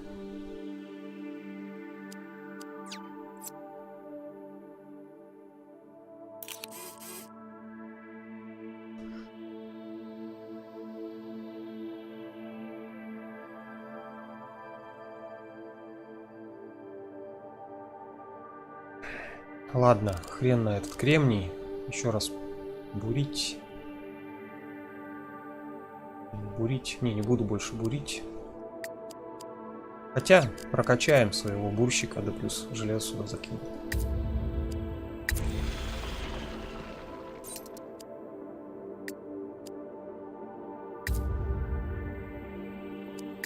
Все, на цивилизованную планету. Сейчас мы будем нанимать дополнительных. Блин, надо было, наверное, сначала их нанять, а потом бурить. Ну ладно, еще успеем прокачать. Так, приземляемся. Вот она, цивилизованная планета. Тут все цивилизованные планеты абсолютно одинаково выглядят. Это не есть хорошо, ну да ладно. Исследование города я ни разу не натыкался на позитивное исследование, поэтому ну его нафиг, не буду я исследовать. Там меня то ограбят, то надуют, короче. Пошли они в задницу. Вербовка. Сразу завербовать, а потом торговать. Давайте, наверное, так и сделаем. Есть два персонажа на выбор. Один из них выживальщик, другой инженер. В общем, то, что у нас и так уже есть. Ну, давайте возьмем еще одного выживальщика. Под инженера брать пока не будем. Один слот у нас останется. Потом найдем еще и священника этого чертова. Так, экипаж получает статусы. Так, ускорение и повышение обзора на 3 хода. Нам это не надо. Диалоги обнаруживают ближайшие клетки. Нам это тоже, в принципе, не надо. А вот его хп мало. Но он зато умеет снимать негативные эффекты с участников. Восстанавливать очки здоровья. Ну блин, 4 хп. Ну его нафиг. А вот этого возьмем. Кстати, можно, наверное, взять всех. Потом выкинем в открытый космос и все. Друга. Так, торговать. Это да, это шишка, шишига. Кто в Тею играл, тот в курсе. Вот он, бурильщик. Это не чертеж. Предмет обычный. Минеральное сырье получаем. Ну, просто минерал. Если исследуем достопримечательность какую-то там. Голографический сканер. Ну, всю эту хрень, я ее не особо рассматриваю. Вот это вот самые важные вещи. Это чертежи именно ботанический комплекс. Нам его так на халяву дадут по сюжету. Схема. Капсула для релаксации. Комфорта дает плюс 20. У нас с комфортом, в принципе... А чё так мало? 70 всего морального духа. любом случае все куплю, если денег хватит. Так, эта установка на сгибатель, на улучшение сгибателя, она хуже той, которая у нас планируется для построения. Брать не будем. А вот минералы здесь брать всегда нужно. Ну и, возможно, растения для ботанического комплекса, но я не особо что-то ощутил какой-то офигенной выгоды. Там моральный дух, оно в основном повышается, это ботаника. Так. Платина здесь есть, да? Берем, покупаем. Торий, феррум мне не надо. Кислород. Так, железо мы продадим.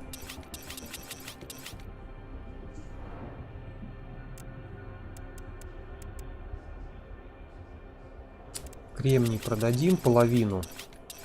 Остальную часть оставим на крафт чего-нибудь. Да можно даже больше половины продать. Ну ладно, не будем больше половины продавать. Гелий. Гелий. Нужно нам так много топлива или нет? В принципе, не нужно. Вот этих вот газовых гигантов, их очень много. Можно, в принципе, тоже продать.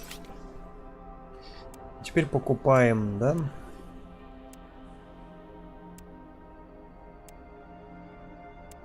Давай вот так, наверное, закупимся. Все равно купим схемы, которые нам на халяву не дадут.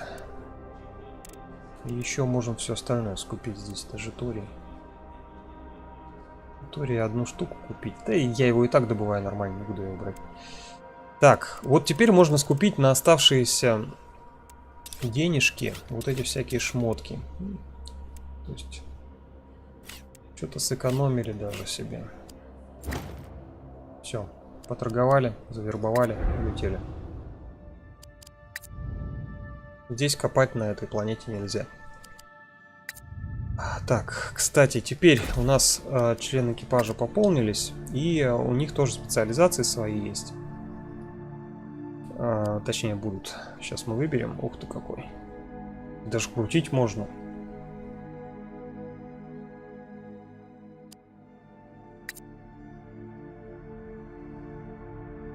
Лучше брать то, что экономит наш бензин, увеличивает дальность действия сгибателя пространства.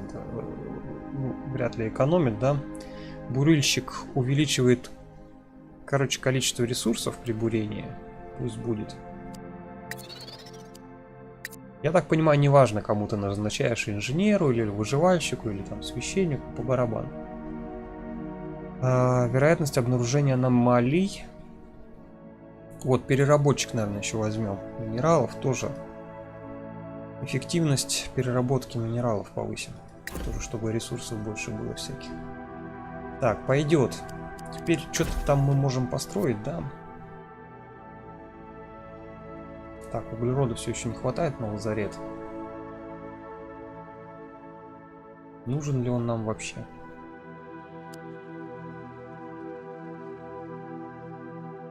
Шут кто узнает.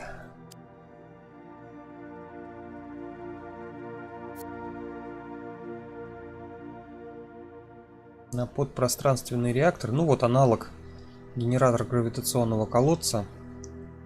Но здесь меньше световых лет. Тут 2 световых.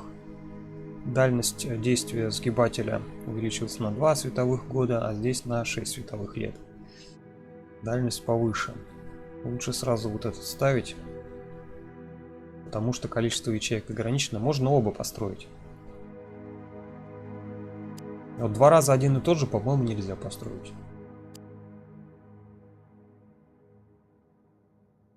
Так, ладно. Но технологии надо покупать, даже те, которые аналогичны твоим и хуже. Потому что иногда происходит событие, например, у вас украли технологию. Или вы обменяли технологию на что-то там еще.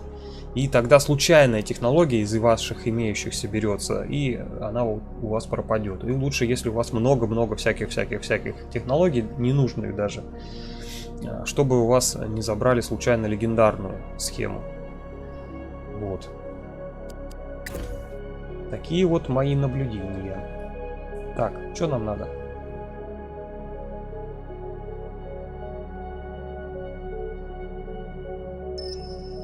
Красный карлик, сомневаюсь. Давайте, наверное, к желтому карлику полетим.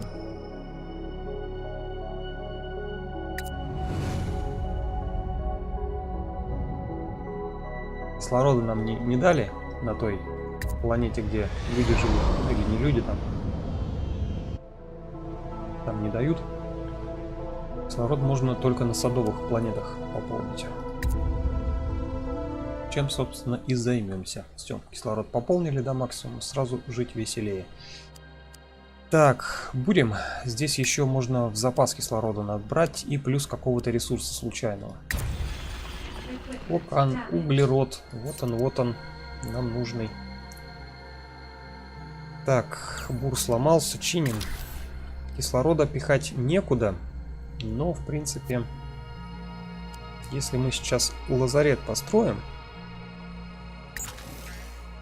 то можно выкинуть углерод и посадить сюда кислород, положить.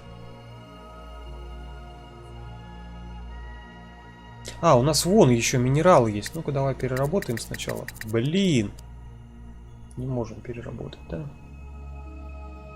Что-то я не переработал, не заметил. Так, что же делать-то? Ну ладно, пофигу на этот кислород.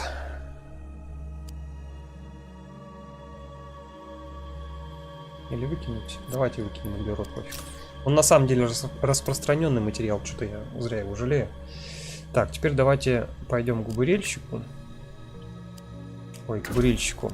К заводу перерабатывающему. И развалим все эти минералы, освободим ячейку. И вот он и углерод. Я же говорил. Его много. Можно обратно в эту же ячейку и запихать.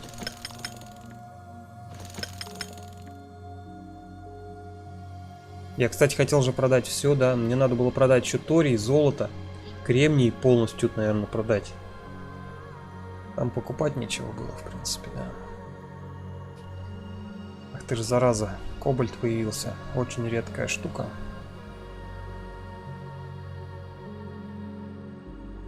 Вот кобальт лучше не продавать.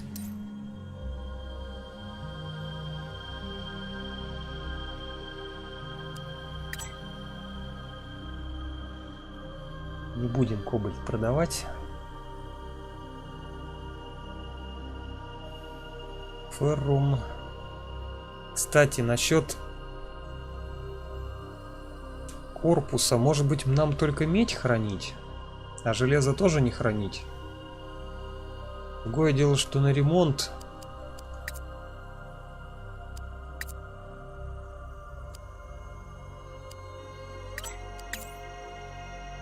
На ремонт модулей требуется именно железо, а не медь.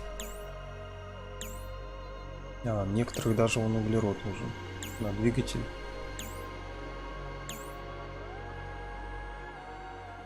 Интересно, интересно. Ну ладно. Так, что там еще добывать что-нибудь будем? Кислород добудем или не будем? Не будем. Летели.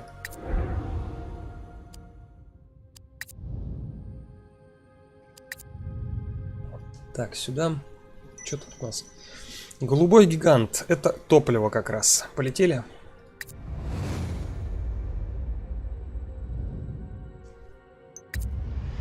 Хорошим нам, конечно, нужно добыть вольфрам, вот этот вот гафний, платину. На каменистых планетах. Нам нужны каменистые планеты для всех этих трех ресурсов. Для того, чтобы построить вот эту штуку.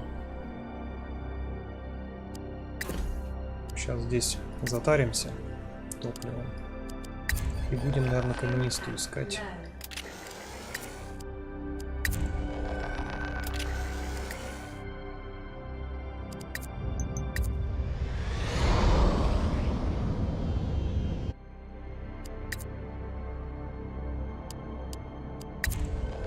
Да что-то гелия нету. Да было бы очень кстати. Водорода уже больше добываем. Добывали 6, сейчас добываем 7. Прогресс. Черт, каменистая планета. А, вон там может быть. Что там? Вот тоже голубой гигант.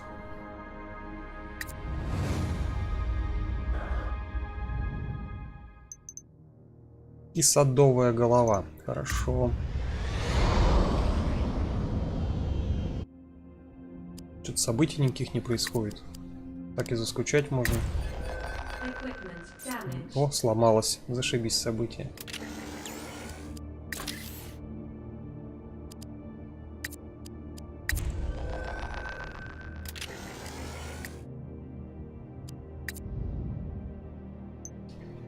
Так, на второй мы пока не полетим. Пойдем кислороду хапнем. О, сканирование, да ладно.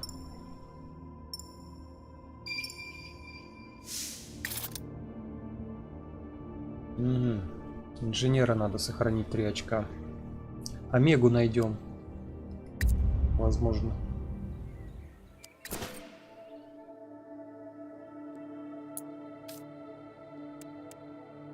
Древний компас. Не буду я его использовать. Ха. Всех 4 возьмем. Почему? Минералы. Ага. У этих костюмов нету.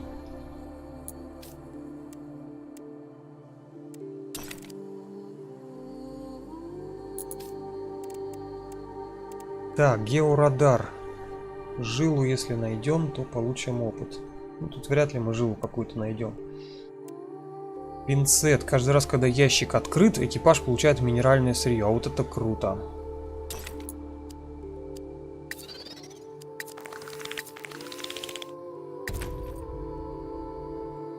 Побежали.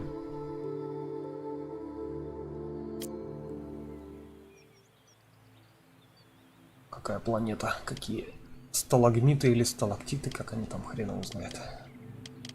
Одни снизу вверх растут, другие сверху вниз. Все мои познания о геологии. О, это что такое? На живых похоже.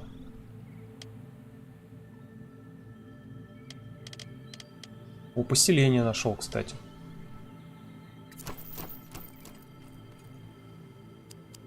Поселение можно будет потом еще раз зайти, сколько угодно раз.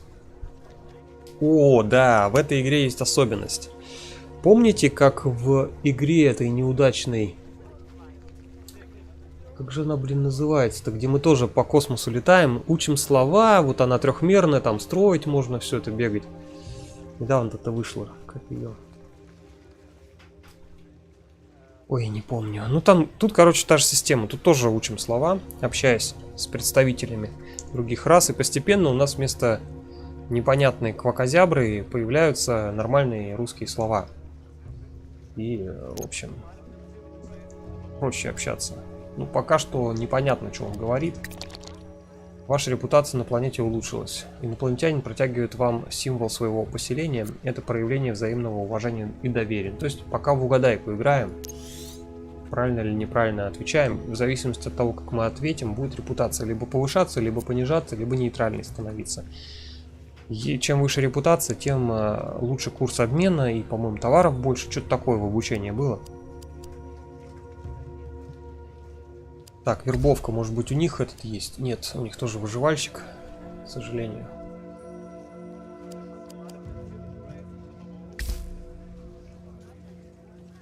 Ну и здесь... Так, вот это берем. Так, это мы не берем.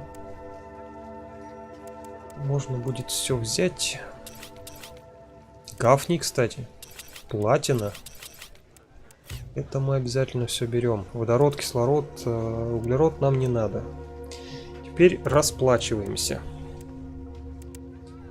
Торием можно расплатиться, золотом, частью гелия.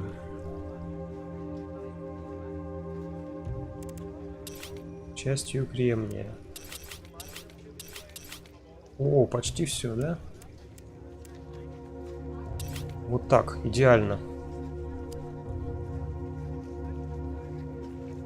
Это я ему отдаю, это он мне отдает, отлично. К сожалению, поселение такое себе, недоразвитое, технологий у них нету. Ну да ладно.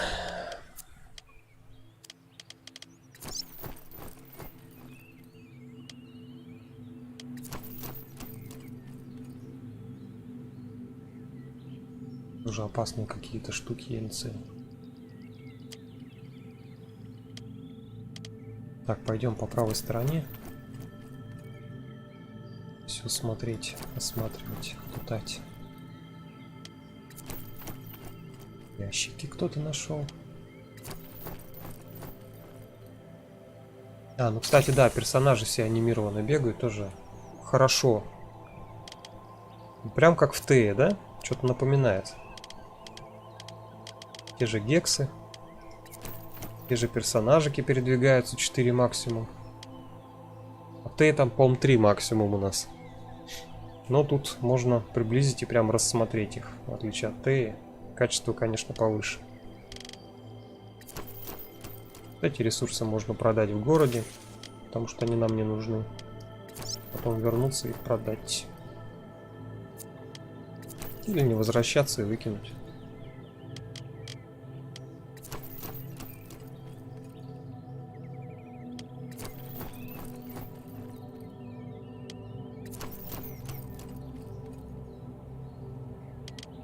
Угу. Минералы. Минералы. Сначала внизу, потом наверх пойдем. Вот тупичок.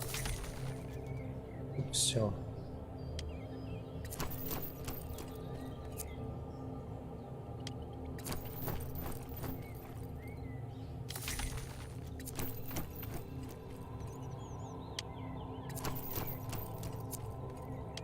Что-то там есть. Угу, придется прорываться. Сюрприз внутри сюрприза. Ну, давайте посмотрим, что за квест. Большое значение... Ой, большое здание очень красиво. И по-своему современно, но в нем никто не живет. Это храм. Оно выглядит как храм. Статуи тонкой работы. А в центре ваза с серебристой жидкостью. Анализировать жидкость. Сергеем. Инженер сканирует вазу и обнаруживает, что под ртутной пленкой находится слой омеги. Интересно. Но, что более интересно, в омеге прячется существо-паразит. Оно только и ждет возможности прыгнуть на нас. Но теперь мы знаем, что оно там. Одного удара мечом достаточно, чтобы пронзить существо насквозь. Теперь мы можем разграбить храм. Одного удара мечом. Откуда у вас собака-меч взялся? Вы что, в средние века окунулись? Экипаж нашел омегу. Уровень наностабилизаторы участника повышен на 1. Как так? Я не понимаю. Что тут еще как-то участники у нас качаются? Вот этот прокачался, хотя Сергей участвовал. Вот этот вот шарик прокачался. Ну ладно. Задание выполнено. Моральный дух поднялся. Еще дальше сбегаем. Я еще не все оббежал.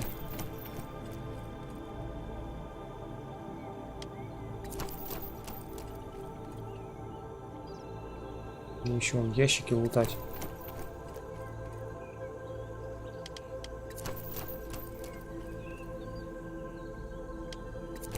Получается, чем больше у нас персонажей, тем меньше мы опыта зарабатываем.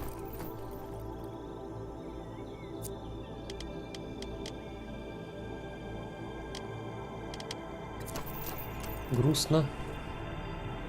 Но ничего не поделать.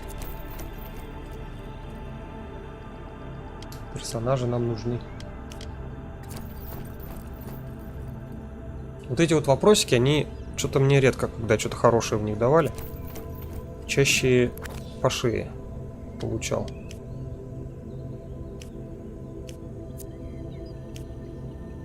Снимать негативные эффекты с участников экспедиции.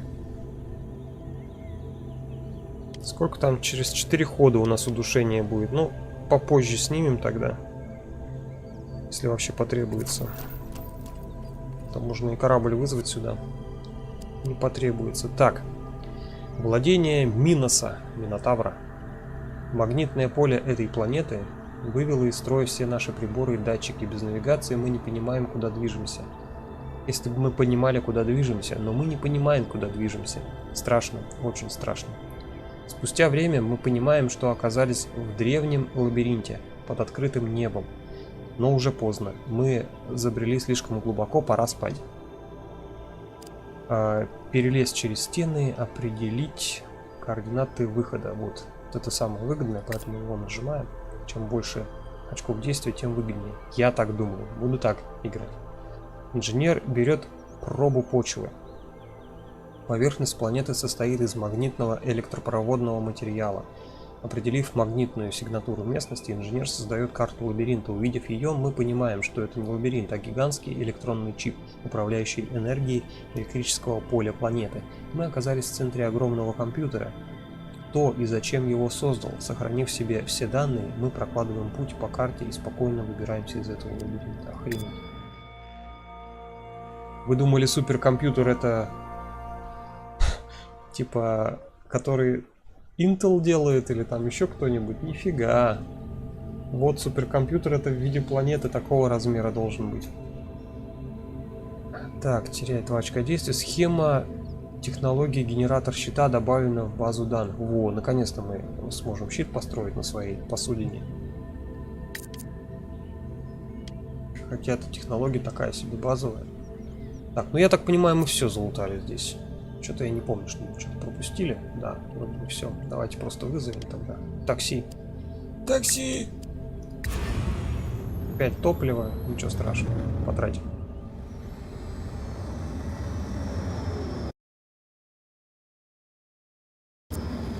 Загружаемся. Ах ты ж зараза, успела -1. Здоровье. Так, погоди тогда. А, не каждые 2 хода, наверное. Ну-ка тогда нет. Тогда сейчас мы еще опыт поднимем компрессами. Нюх, Сергей. Давай, Сереги поднимем. ППшечки. Так, и здесь эффект снимем. Так, снимает негативные эффекты с одного участника. Невозможно выполнить действия, нет доступных целей. А почему? Какие-то другие, значит, негативные эффекты снимаются. Ну ладно. О, кстати, тоже можно вот эти же тоже юзать. Че я? Это требует минерала. Не хочу я тратить минералы. А, тут тоже минералы же требуются. Ну, нафиг. Я творю. А тут трава требуется. О, траву, кстати, можно было тратить, реально. Нету травы больше. Все понятно. Ну ладно, тогда улетаем. Ах ты же зараза. Все-таки коцнет меня удушение. Ну ладно, зато опыт подняли. Там удушение пофиг, мы же построили с вами целебный этот отсек. Так что восстановится хп. Само восстановится. Тут 2, тут 1, нормально.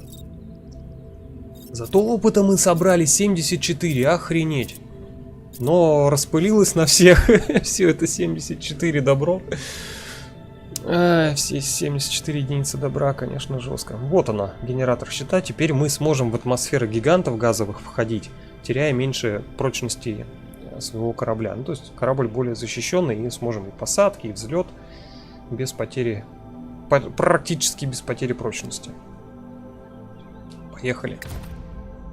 Траву придется выкинуть за борт. Некуда нам ее складывать.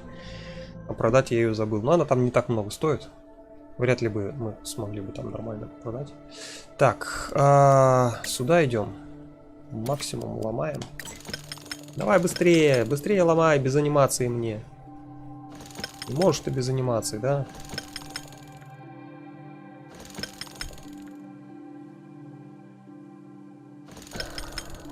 Так, кобаль. О, да ладно. Омега. Нифига себе, омегу наломали. Сейчас мы это все дело пристроим. Омегу мы используем в ремонт корпуса. По моим наблюдениям, самое выгодное туда ее кидать. Можно, конечно, с собой таскать Омегу. И тогда освободить ячейки для железа. Ну, для ремонта корпуса железа, там, иметь. Для кислорода можно ячейку, кислород с собой не таскать, там какой-нибудь кислород платину, да, в данном случае, для топлива, то есть ты потом омегой все это кормишь, но омег не так много, так что накопить ее ни хрена не получается, увы. Кстати, давайте строить щит, у нас тут еще одна штука осталась, но мы ее просто выкинем. Строить щит. Генератор щита, вот он нам позволит силовое поле создать для защиты корпуса во время спуска в атмосфере и космических путешествий. Сопротивляемость плюс 10. Вот он. Платину мы, кстати, накопили нужное количество. Отлично. Теперь, благодаря тому, что у нас есть генератор щита, мы сможем новые технологии, основанные на генераторе щита, тоже строить. Но это нам нужен другой корабль, в общем, другая история. Где больше ячеек. На этом тоже можно, но тогда мы хомяка своего не будем радовать. Будем упускать много ресурсов, выкидывать за борт, как вот сейчас траву выкинули какую-то, а так пришлось бы еще что-нибудь выкидывать. Ну, вы поняли. Так, ладно. Все мы сделали, залетаем. А, нет, мы еще ничего не бурили. Так что будем. Ну, товарищи, будем. То есть будем. Больше не буду. Я больше не буду. Я хороший мальчик. Так, все, здесь мы побывали. Это была последняя планета. Слушай, последняя планета. А мы на этих точно были? Что-то я не помню. Или я отсюда начал? По-моему, я отсюда начал. Топливо у нас вроде было. Кстати, вот разброс повреждений корпуса сейчас 1,8. 1-8. А был 1-17 без счетов. Заметная, да? Экономия будет на ремонт. Ой, не помню, были, не были, пофигу. Еще найдем газовых гигантов. Тут всегда много. Нам еще лететь вперед и вперед. И лучше нам все-таки искать каменные планеты, да? Каменные планеты вот на красных карликах. На тебе, пожалуйста, красный гигант. Тут по-любому есть красных карликах. Короче, космическое шоу. Наш капитан получает прошение. А может быть, кстати, на красном карлике и не будет нифига каменных планет. Сейчас узнаем. Наш капитан получает прошение, подписанное большей частью экипажа. Ну, то есть 2 персонажами. У нас еще 3 члена экипажа без капитана. Большая часть это 2. Они просят нанопередатчик для общего зала. Ведь скоро будет транслироваться их любимый фильм. Откуда они знают, что будет транслироваться? Откуда? Чё? Ладно, пофиг. Это внеплановые расходы, но так общая комната станет уютнее. В общем, это на моральный дух. Либо мы покупаем, либо не покупаем. Если покупаем, то мы что-то потратим. Однако моральный дух поднимется. Ну-ка, давайте смотреть. Наш капитан соглашается купить нанопередатчик. Через несколько дней вся команда собирается в комнате отдыха для просмотра фильма. Мы наслаждаемся настоящим моментом единения команды. О, даже слово новое выучить смогли. Есть. Я есть Грут. Уровень топлива понизил. Вот, мы топливо потратили. Ну, ничего страшного. Топливо мы добудем.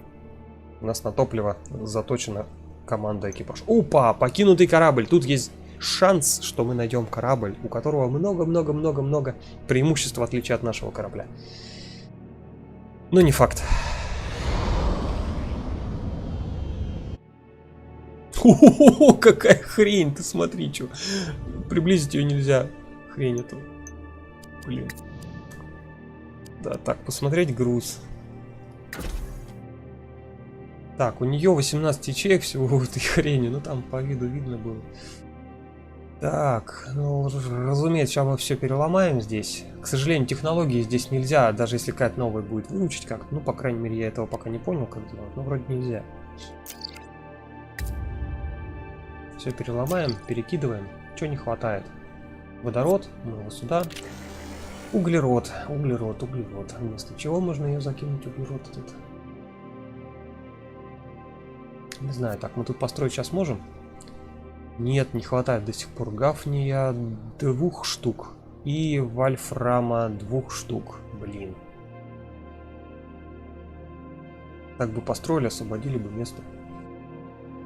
Ну ладно, углерод, как обычно, традиционно летишь за борт.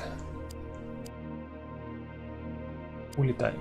Кстати, можно пристыковаться, посмотреть его свойства этого корабля. Ну давайте пристыкуемся. Ой, отмена. На нем нету коек, поэтому всех за борт придется выкинуть. Ладно, не будем. Не будем смотреть. Капец, жесть. Вот эта штука. Не знаю, на что она похожа. Я даже предположить, на блохуну, что ли, похоже. Какую-то. Так, ладно, полетели дальше. Две каменные планеты нас еще ждут. Ну, давайте по порядку, наверное, отсюда дальше пойдем.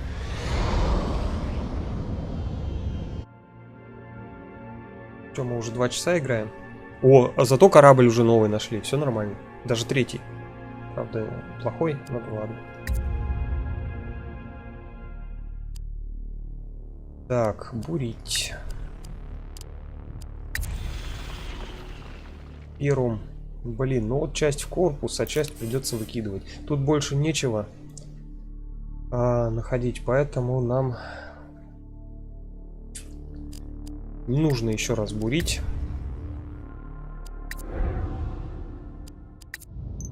Может, на этой планете нам повезет больше. Сейчас посмотрим, кстати, как там наш бурильщик-то вообще качается, нет? У нас бурильщик. Вот он, бурильщик. 3,5. 3,75 опыта из 15. Так, один раз сейчас побурим, сколько он опыта получит.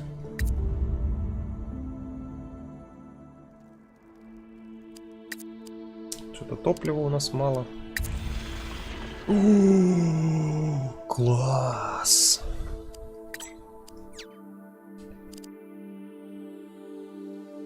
Топливо мы с вами гелием пополним, так что ничего страшного.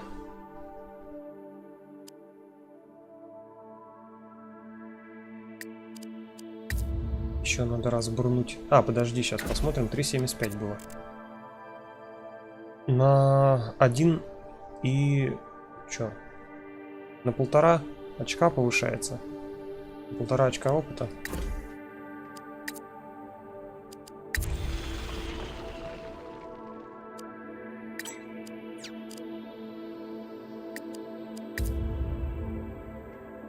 Каждый раз или нет?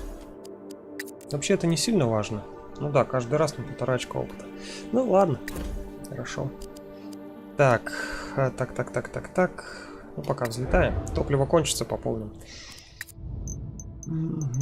Все, мы все исследовали.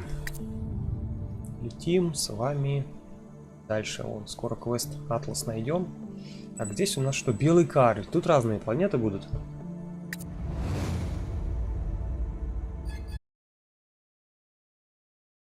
Ну вот на YouTube-то идет все. Вот идет ли трансляция?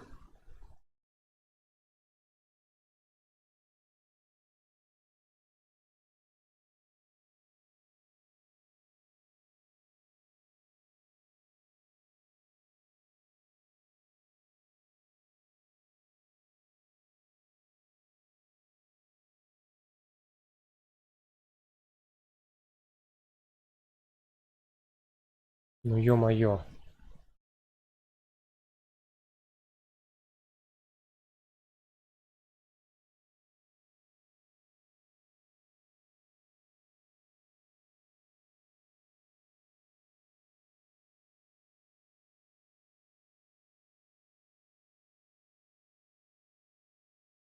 Нет, походу нифига не идет, да?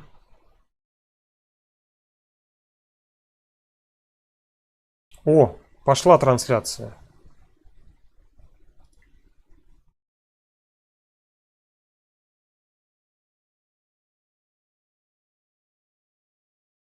Все, трансляция пошла. Правда, не знаю, какая тут задержка у нее сейчас. Как она тут восстанавливается. Давайте я сейчас еще напишу. Нет, походу нифига не идет, да?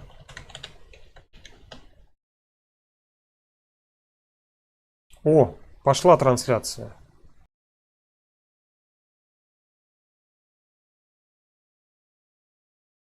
Так, все, вижу. Какая задержка, нормально. Поехали. Поехали дальше играть. Ух ты ж, ёшкин кот. Неужели такая игра мощная, что ломает мне интернет, отключает? Винду взломала. Вот эта игра. Ай да игра. Явно из будущего. Microsoft победила. Так, ладно, чатик настроен. Игра настроена. Считайте, был перерывчик. Перед нагибом. 2 часа мы поиграли. 15 минут был перерыв. И продолжаем.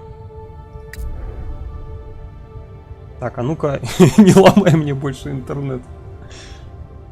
Игра называется Out. The. Уйти отсюда. Или выйти отсюда. Не знаю. Out. Выбраться. А что мы тут делали-то? Что там? Нормально все идет? Ничего не виснет? Да, вроде нормально. Хорошо, отдача идет на YouTube. Приходит. Сигнал приходит. Все отлично. Че экран черный? А, там загрузка пошла, понятно. Так, ладно, а где мы тут что делали-то? Кислород мы пополнили, да? Потом с этой планеты взлетели. Здесь мы, по-моему, уже везде были. Топливо, да, мы тут топливо точно помню, подбирали.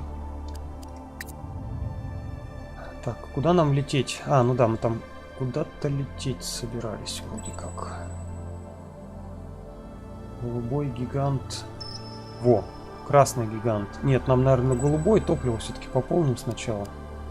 Не хочу гелий тратить.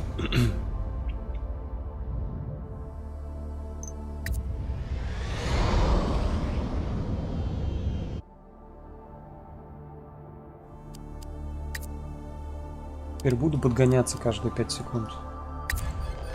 Что интернет вырубить. Нет, вроде работает пока.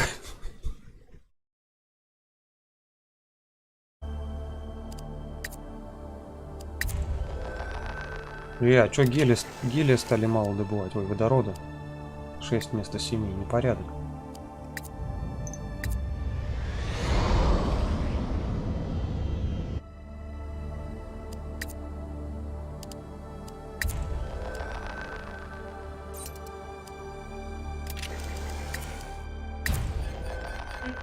Сломали. Починили. Так, хорошо. А что там у нас с этими, с ресурсами? 2 гафни, 2 вольфрама надо, да? 6-8 надо. Понятно. 6-8 пока не хватает. Ищем каменную планету.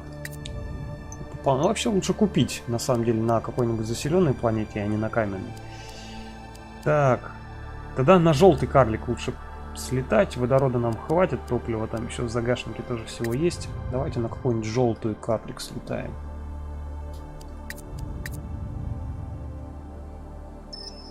Вот он, желтый карлик. Там это что? Нейтронная звезда.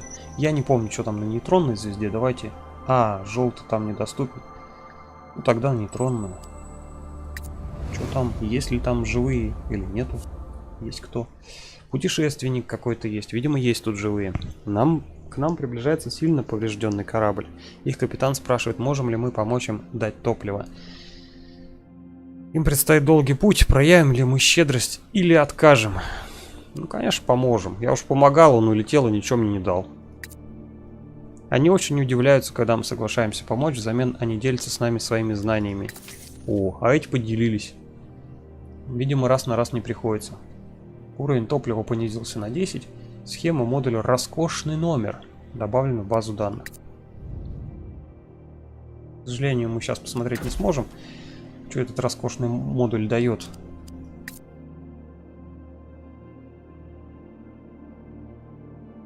А нет, сможем. Вот он. 20 комфорта, но всего лишь 1 член экипажа добавляет. У нас здесь сразу 2 члена экипажа и 10 комфорта. Чем больше членов, тем лучше экипажа. Ну, вы поняли. Так что этот, конечно, хоть и редкий Пусть ждет толстый корабль. Когда вот у нас будет толстый корабль, тогда вот и будем строить всяких роскошные номера. Ну, давайте лутаться. Может быть, события какие-нибудь. Чё, события? Нету событий. Будем добывать кислородий.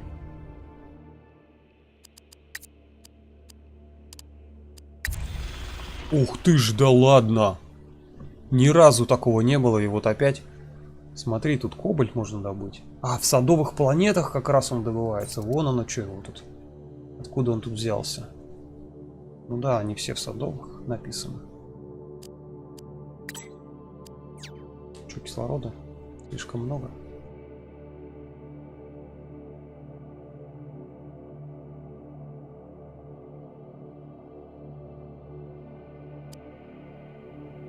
Нужно это мы не добудем, материалы. Но надо все равно еще раз копнуть. Кобальт — это дело такое, очень полезное.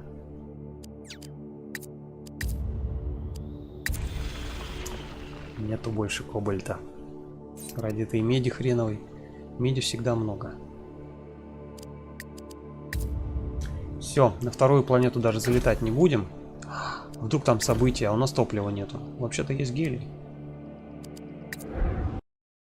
Опять игра легла. Так, надеюсь, интернет у меня не ляжет. В этот раз. Сейчас узнаем, совпадение это было или не очень. Пока не лег.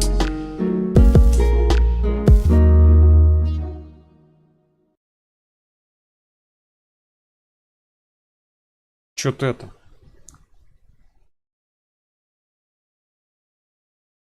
Нафига интернет? Ой, игра крашится. В этом, конечно, минус игры.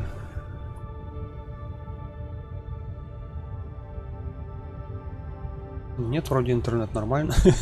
Работает, на удивление.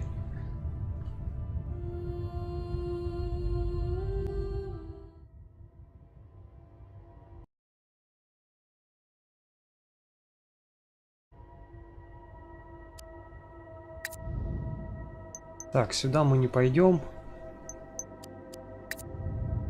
Или что? Посмотрим, залетим, посмотрим, что там. Ага, аномалии есть, это хорошо. А мы можем их исследовать-то? Можем, отлично.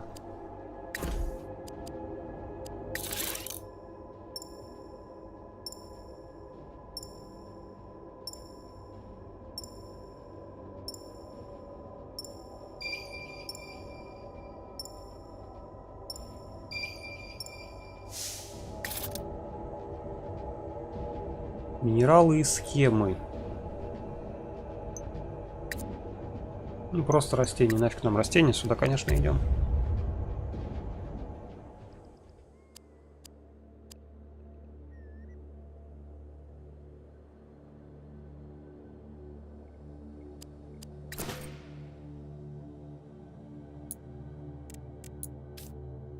Нового ничего не появилось.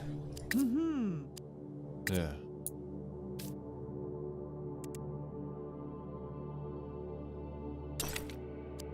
Ага.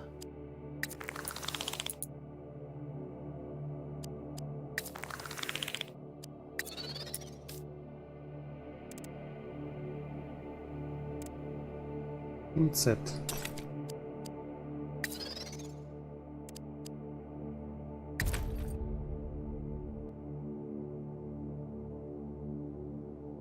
Одновременно больше 4 членов экипажа высадить нельзя. Поэтому высаживаем 4. Звездный дождь. Звездный дождь.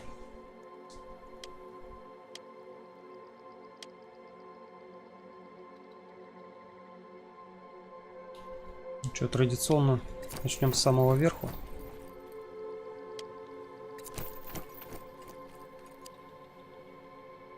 Сюда нельзя. Но там есть лут. Ага, вот так пробежали, нормально. И тут есть лут. Дрова-то нам не особо, а вот этот-то нам побольше нужны, эти минералы. Вряд ли мы тут сможем найти проход к ним. Блин.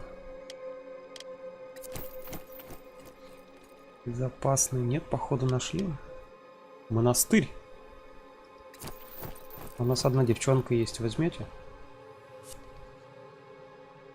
По пути мы находим чудесный монастырь из камня. Монастырь выглядит очень древним, и мы думали, что он заброшен. Оказалось, здесь живет 4 или 5 монахов-отшельников. Ну, ребята считать пока не научились до 5, поэтому где-то 4-5 отшельников. Они перебрались на эту покинутую всеми планету для спасения души. Монахи любезно пригласили нас в молитвенный зал. Здесь стоит статуя их бога, паукообразного существа, которое питается гуманоидами. Нам от этого становится не по себе. Монахи требуют, чтобы мы преклонили колени и помолились их божеству. Отказаться, выживальщик говорит. Там, видимо, подвох какой-то, помолиться. Преклонили колено, а тебе сзади на по башке. И все, и на корм паукам пошел. Так, 2 очка действия. Выберите, кто потеряет. Пусть Тагга теряет. Мы отказываемся это делать. Выживальщик из нашей команды понимает, что монахи ответят агрессией и успевает блокировать их атаку. Завязывается драка. Биться с монахами было нелегко, но нам удается одержать верх. Мы осматриваем монастырь и находим большую библиотеку. По крайней мере, здесь найдется что-то ценное. Нас 4, их 4-5, так и не получилось посчитать. Они какие-то монахи, и как бы, да уж, тяжело было с ними биться. Потеряли ХП, нюх и седиарка. 2 очка действия. Нашли георадар. Ну, это предмет для исследования планет. В любом случае мы опыт получили, что очень хорошо. Так, а это как раз звездный дождь. Этот район опасен. Здесь постоянно падают камни с неба, и все из-за пояса астероидов на орбите вокруг планеты. Неудивительно, что именно здесь находится то, что мы искали, неизвестный искусственный спутник. Но весь наш энтузиазм пропал, когда мы узнали про каменный дождь. Попадание метеорита означает мгновенную смерть. И все же, какие сокровища таит спутник? Добежать до спутника, послать выживальщика, построить прикрытие. Построим прикрытие. Чё нам выживальщикам рисковать? Инженер полагает, что сможет создать силовое поле, которое отведет от нас падающие сверху камни. Его талант и полевые навыки невероятны. Вскоре устройство готово и работает идеально. Инженер сам пересекает область метеоритного дождя, и действительно, камни падают вокруг, не попадая в него. У него достаточно времени, чтобы забрать сокровища из спутника. Экспедиция увенчалась полным успехом. Схема технологий ботанических... Блин, все-таки нам ее всучили. Ее же по обучалке всучали мне. От обучалки же я отказался. Ну правильно, мне ее все равно на халяву бы не дали. Ну, в принципе, дали. И также минералы мы получили. Задание выполнено. Че, ботаническую ферму сажать все равно не буду. На этом корабле.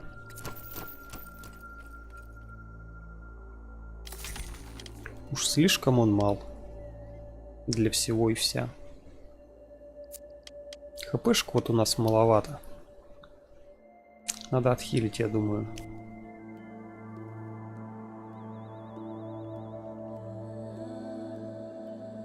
То еще сдохнет у нас это непонятная штуковина, которую мы с собой таскаем. Летающая.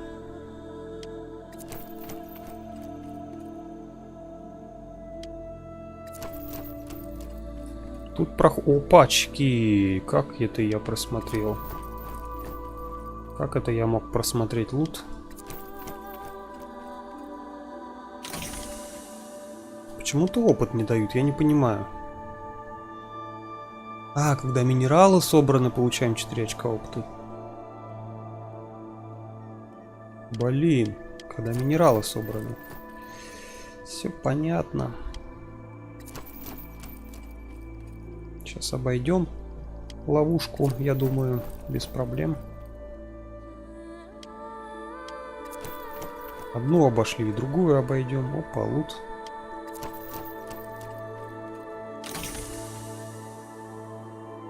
Флюорит. Это ресурс, ну, валюта. По-моему. Там все. Здесь поселение. Совершенно верно. Давай заглянем. Кто в теремочке живет. Каменюки. Так, они нам что-то говорят. Слово «хорошо» мы уже поняли. Хорошо? Говорят. Опять хорошо?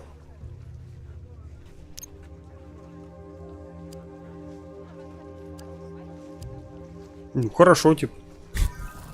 Ваша репутация улучшилась. Инопланетянин протягивает нам символ своего поселения. Это проявление взаимного уважения и доверия. Угадали. О, монах есть. Отлично. Выкидываем тогда вот эту сидиарку. Кем она у нас была-то? Работала кем? Ой, не знаю. Так, уволить. Минус 10 морального духа. Плюс 5 морального духа. Поменялись. Теперь ХП много. И всякие квесты будем выполнять нормальные. Пойдет. Так, торговать теперь. Пусть радуются, что в открытый космос не выкинули. Так. Солнечные паруса. Повышается производительность межпланетного двигателя. Фрактильные золотые панели используют фотонное давление звезд и снижают расход топлива. При межпланетных путешествиях.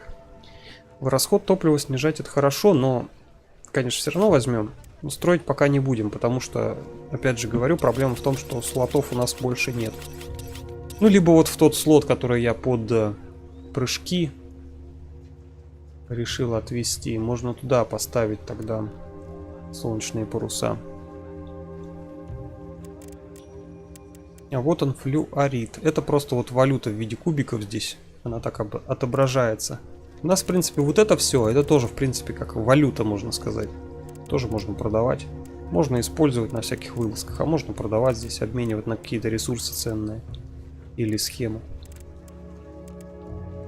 Так, что тут у них еще хорошего есть? Я хотел вообще все продавать, как бы, но мне покупать нечего. Ну давайте вот это все купим. Так, это все купим. У них полезных ресурсов нету, которые мне нужны.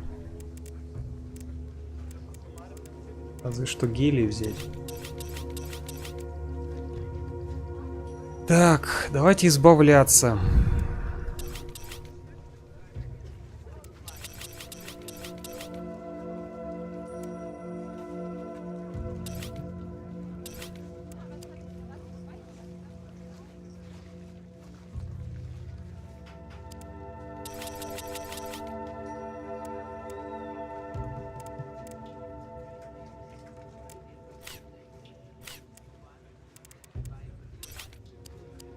Как-то так. Торговля наша, все. Так, все, поторговались. Что-то получили. Радостные, довольные. Сейчас будем перерабатывать минералы. А, ну не сейчас. Потом.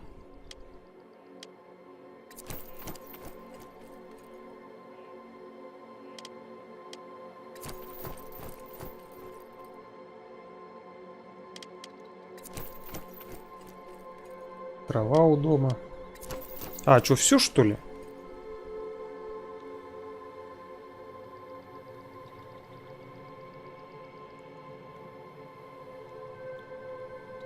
Ну, полетели сюда траву собирать. Может быть, рядом с травой еще что-то лежит.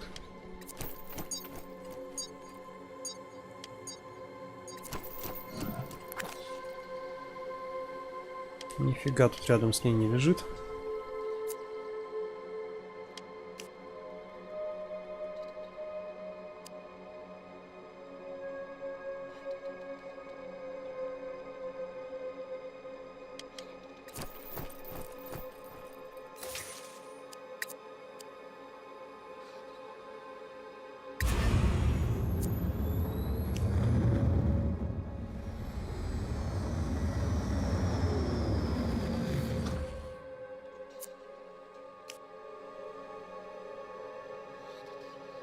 Участники экспедиции теряют 1 очко действия. Использование навыка восстанавливает 2 хп.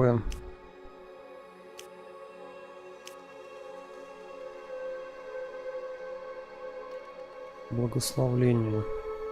Увеличивает, не восстанавливает, а увеличивает. Что за фигня? Только на высадку, что ли, на эту? Давай проверим, как оно. Нет, видимо, восстанавливает все-таки.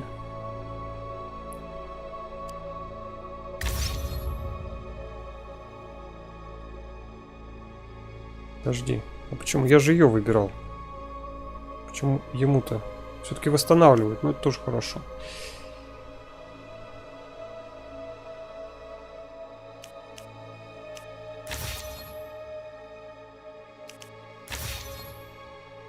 Все, прожались, можно валить отсюда. Так, это что? А, используем травы. Тоже хорошо.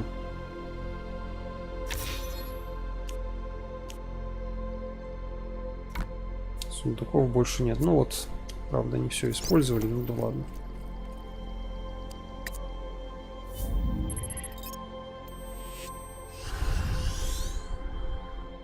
Что там, 85 очков опыта уже. Все растет и растет. Добыча этого опыта. Так, хорошо. Чертежа. А, вот он чертеж и вот чертеж. 2 чертежа. Ботанический комплекс и солнечные паруса. Вот они раздельно идут с предметами. Траву за борт. Или выкурить. Так, траву нет, за борт. Странно. Уломаем? Ну давай. Как, на что бы тут нажать, чтобы оно моментально все сделалось? Пауза не то. Ладно, пусть делается потихоньку. Топлива у нас маловато, да?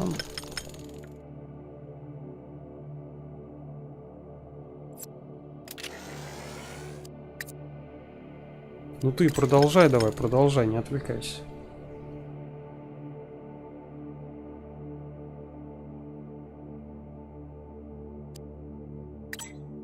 Опять углерод несчастный. О, мы набрали необходимое количество материалов.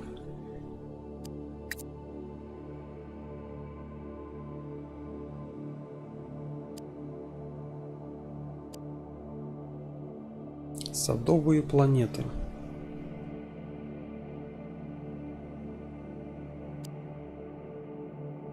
Ладно, выкинем. Так, это мы тоже выкинем.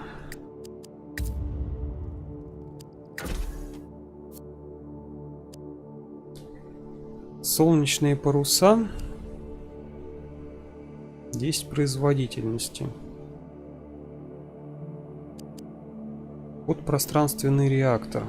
5 производительности, 6 дальность полета. Давайте, наверное, все-таки дальность полета возьмем, иначе тут компания долго проходиться будет. А чем дальше мы летим, чем больше мы пройдем, тем больше шанс, что найдем мощный корабль. Наверное. Это не точно. В общем, 1 слот даже свободный у нас остался. Сейчас еще подобываем, наверное, что-нибудь на планете надо.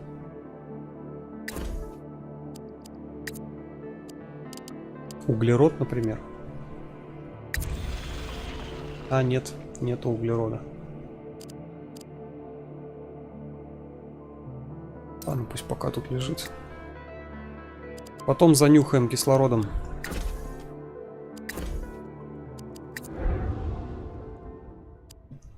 Так, это мы на второй уже планете были. Полетели дальше. Теперь у нас дальность полета. Ого-го. Непонятно какая, но в общем все, что подсвечено, все планеты, которые подсвечены. Да, вот он уже Атлас. Уже можно сюда. Но давайте сначала газовый гигант посетим. Голубой гигант, вот он. Топлива надо немножко нам подкинуть в печку.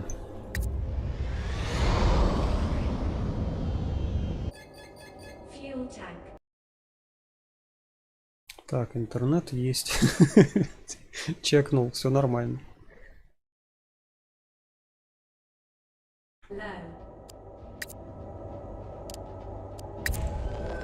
А вот и гелий. Мой любимый гелий. Сейчас гелевые шарики будем надувать.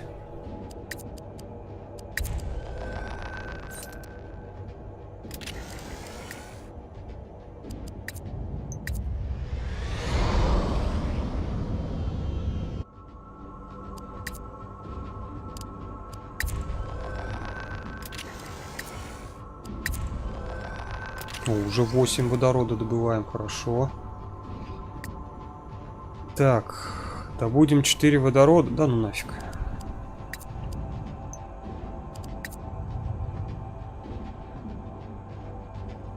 Летим на аномалию.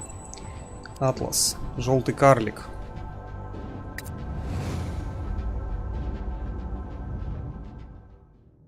Ага, вот эта система, вот эта планета. Ну давайте попробуем. Ух ты ж, 1.33 повреждения корпуса. От 1 до 33. Ничего страшного. Запчасти есть. Мы там роботов разбирали на запчасти, которые нам по шее дали. Капитан, смотрите. Смотрю. Вот именно поэтому. Поэтому я никогда не остановлюсь. Никогда такого не видел. Только теоретические макеты. Но я думаю, что это сферы Дайсона. Думаю, вы правы. Давайте посмотрим поближе. Приземлиться. Ладно, мы на месте. Хватит любоваться, смотрите в оба. Армия Архонта может быть неподалеку. Конечно, капитан, но сейчас я вижу только сад. Какие прекрасные цветы. Атлас не похож на себя. Тут ведь должны быть банки данных. Но мне непонятно, где тут может храниться информация. Это не дикий сад, здесь все в строгом порядке. Что вы хотите сказать, Сергей? Информация может быть закодирована в чем угодно, в ДНК, в цветке или даже в запахе цветка. Да, Сергей, в запахе, вы правы. В запахе, либо в чем-то еще. Нет, я вспомнила, пару лет назад мы останавливались в одном мире растений и никак не могли установить связь с его обитателями. У них не было ни глаз, ни голоса. И тогда мы нашли решение. Они общались между собой, издавая и обоняя запахи. Хитроумный способ хранения информации, капитан. Вы знаете, что для создания запаха клубники нужен не 1 десяток молекул. У них не было ни книг, ни письменности, зато были сады. Прямо как этот. Так что информация может содержаться в пыльце. Я никогда не слышал о таких расах. Они живут уединенно. А вечер туманный. Я тоже отведала пыльцу. Чё вечер туманный? Я словно опьянела, но я уверена, что они называли себя собирателями. Капитан, я хотел поговорить с вами о нашем экипаже. Его нет. Боюсь, нам не удастся справиться с Архонтом собственными силами. Но это вот не рассчитанная игра была, что я сейчас сюда приду, а у меня уже какие-то дополнительные 2 члена экипажа. Поэтому, к сожалению, квест немножко тут тоже не сбалансирован. Значит, нужно пополнение экипажа, раз уж нам нужен собиратель, чтобы понять информацию Атласа. Возможно, удастся убить 2 зайцев одним выстрелом. Если экипажа будет больше, экспедиции станут эффективнее, а космический полет плодотворнее. А ведь вы правы, Сергей.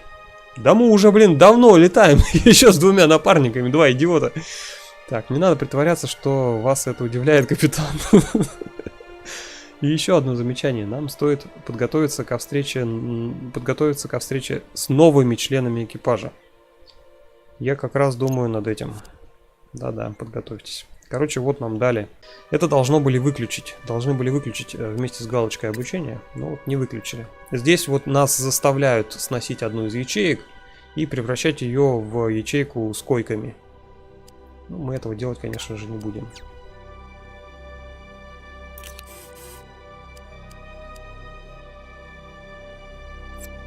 Ура! У нас есть место для углерода. Красота-то какая, лепота. Все, взлетаем отсюда. Теперь нам нужно найти свой экипаж нового члена. Именно садового гнома. В общем, будем искать. Ну а пока смотрим, что у нас тут появилось.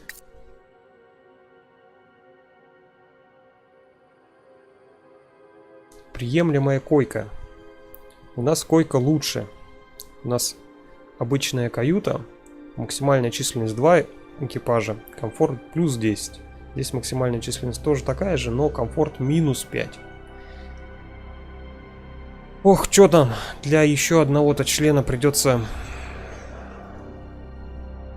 место освобождать. Ну, в принципе, проблем нет. Сейчас что-нибудь продадим, да, освободим.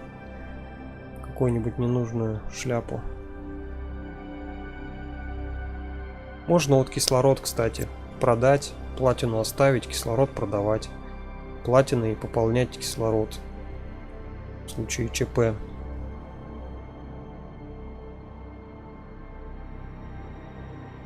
Нормальный вариант.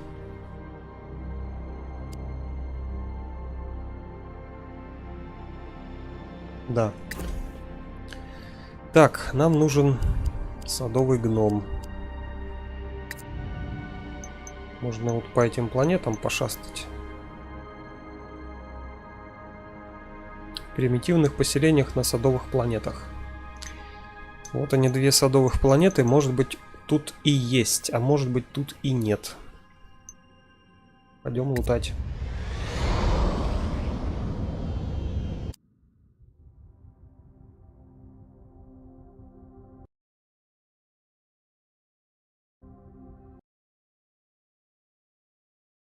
Так, трансляция идет. Проверяю все.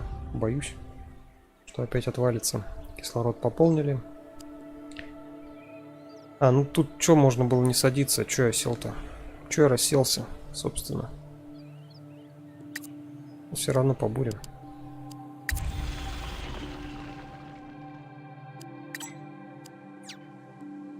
Побурили.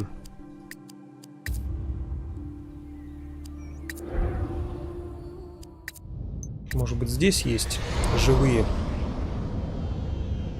Есть кто живой? Нет, нет, они тут живых. Бурить я тут не буду. Так, полетели тогда отсюда. Полетели, где тут могут быть живые. Так, здесь мы не были с вами. На желтом карлике, скорее всего, будут.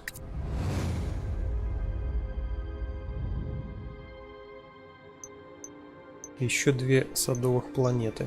Блин, нам топливо. Хотя еле есть.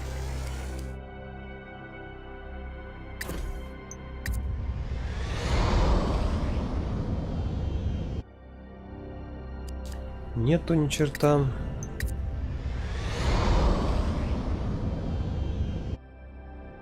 Тоже не повезло.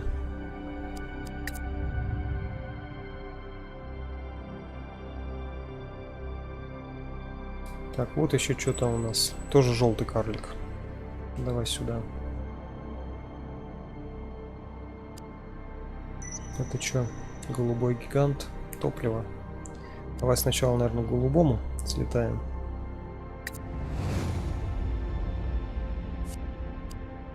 Так, особое русское блюдо. Научный сотрудник Сергей заперся на камбузе, чтобы приготовить для всех вкусный сюрприз. Он хочет, чтобы мы попробовали особое русское блюдо, рецепт которого достался ему от бабушки. Внезапно срабатывает пожарная тревога. Все на своем посту, кроме Сергея. Пойти на поиски Сергея и отключить сигнализацию.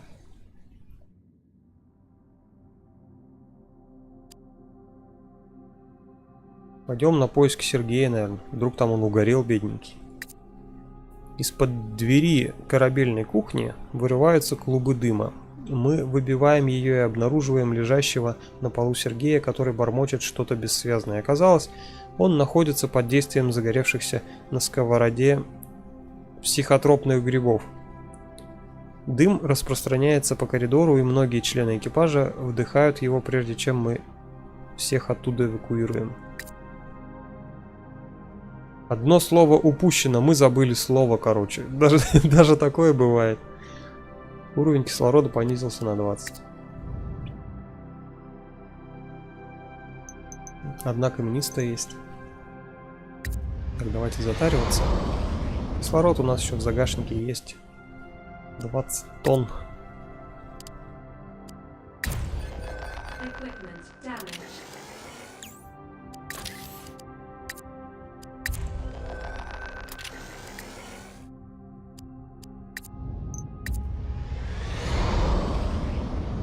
Работаем, продолжаем искать приятности, неприятности.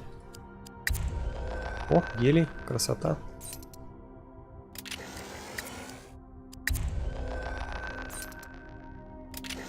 Ну вот, топливо мы и запаслись, и пополнили.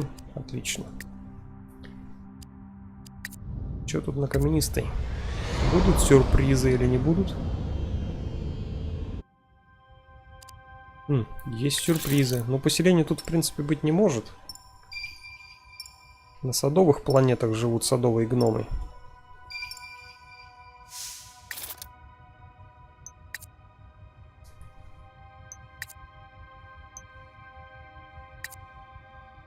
Сюда, наверное, пойдем. Поинтереснее.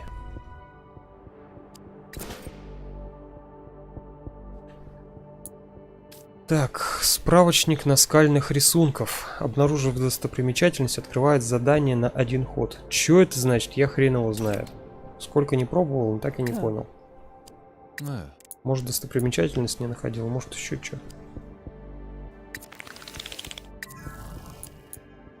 Ага, теперь у нас вот ксенолингвист. Вот как он. А я его монахом называл, кем еще? Дипломатом. Ксенолингвист. Носит амулеты. Вот он, вентилируемый костюм. Вот вам, пожалуйста. Шанс экипажа попасть под действие удушения уменьшается на 10%. То есть 25% становится, превращается в 15%. А тут вообще в 10%. Туристический путеводитель. Во время изучения поселения экипаж получает 5 очков опыта. Ну, поселения здесь точно не будет.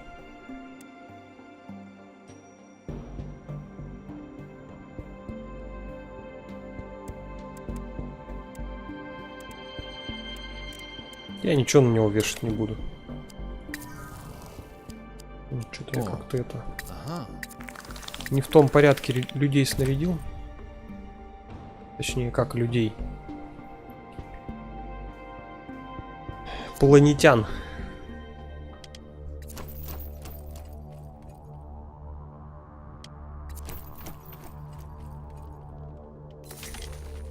Так, тут мы дальше не пройдем, но заглянуть туда нужно. Что там имеется?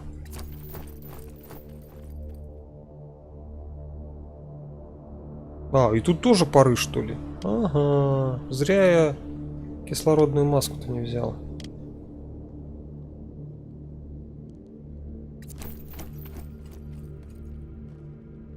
Че, вниз идти? Пойдем вниз. Сразу двое вдохнули ядовитые пары.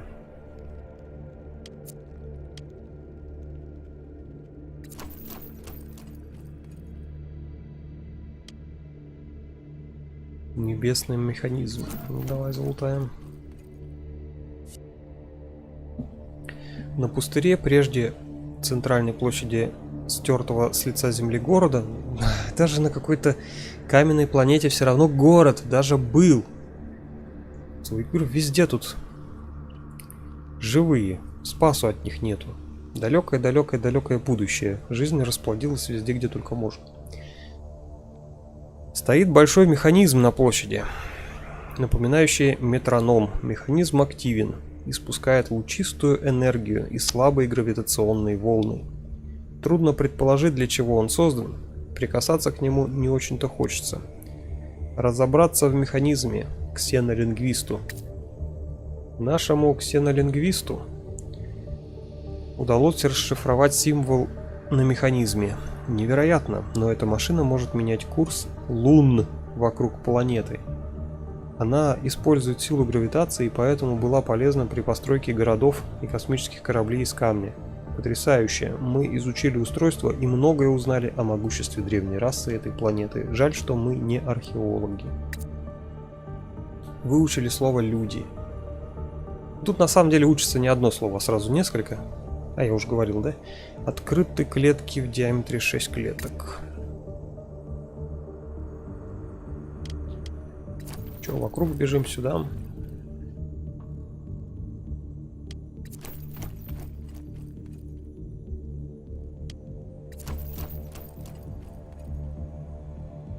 Что-то чую, тут не пробежать.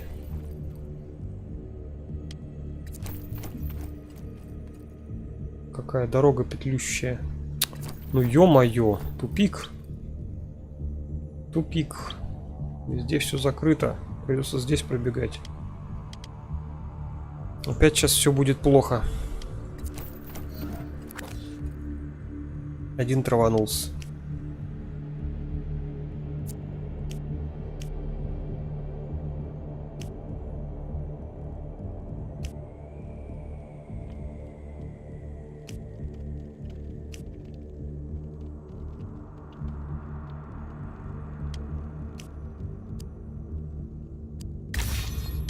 Чуть-чуть подхилим этого одного бедолагу. И дальше хомячить.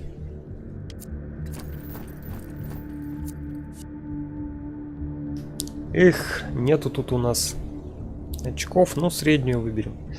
Мертвый, живой, разумный. Экспедиция прибыла сюда, поймав сигнал необычной радиоэлектронной активности. Мы действительно находим нечто необычное, но не то, чего ожидали. Это большой сине-зеленый блок из органической массы размером с холм, занимающий всю длину. Чего всю длину? Холма. В нем невозможно выделить тканевые клетки. Это растение, полимерный щит или огромная капля воды. Здесь, на другом краю галактики, возможно все. Вырыть в находке проход. Пусть строит Тагга. Приложив немало усилий, выживальщик прорезает в находке тоннель. Мы идем по нему вниз, в долину, и достигаем ядра клетки. Это и правда одноклеточный организм, и он может общаться телепатией. Одноклеточный организм таких размеров быть не может. Как бы он должен состоять из клеток. Как он может состоять из одной клетки такого размера? Существо страдает от нашего вторжения и просит покинуть его тело. Мы просим прощения, и в качестве жеста доброй воли оно делится информацией о местности вокруг. Это сделает наше путешествие гораздо... Да блин, да нафиг нам это надо?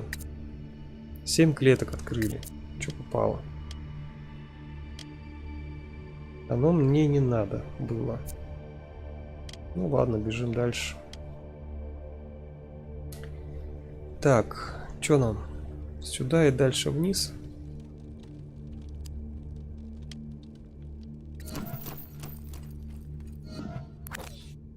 Опять так надышался газу. Сколько можно его хилить? А, по правой стороне, да, надо здесь пробежать.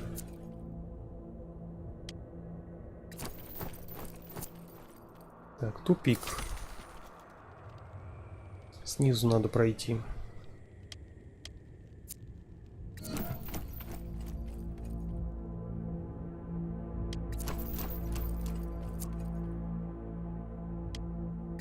Чапайте, чапайте. Ах, снизу тоже тупик.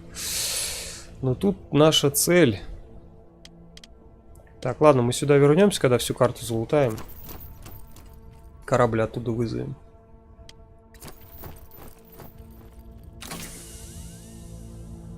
Маленький куб, бурильщик и... Все. Блин, тут тоже закрытая. Но мне сюда нельзя, да? Мне надо здесь все 3 очка потратить. Инженерских. Туда нельзя их тратить. Так, тогда возвращаемся сюда. Так, и на быстроте надо пробежать все это дело. Давай вот здесь опять же.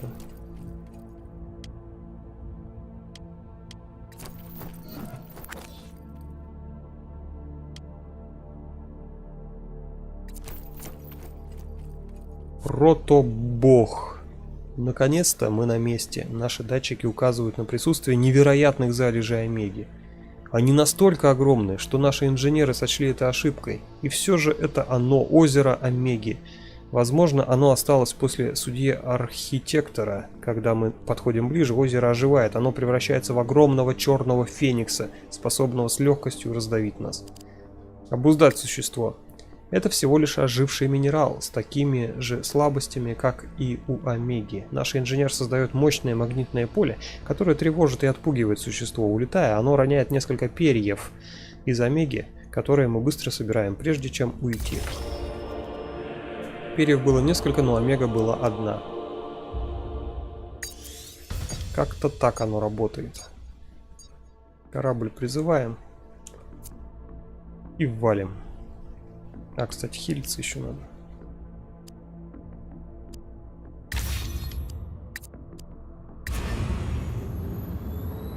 К ноге.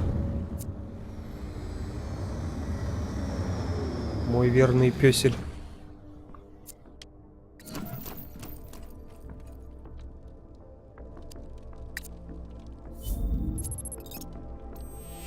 Успешная экспедиция. О, 2 левелапчика. 91 опыт. Все больше и больше с каждым ходом. Левелапаем. Так, нам нужны вот эти вот очки. Я по-любому их всегда выбираю. Так, и либо ХП, либо лечение. Давайте лечение повысим. ХП у нее и так 8 штук. Куда ей 9? Вот этому вот надо ХП повысить. У него 7 минимум. Меньше, чем у всех остальных. Ему ХП повысим и, в общем, очки действия. Отлично.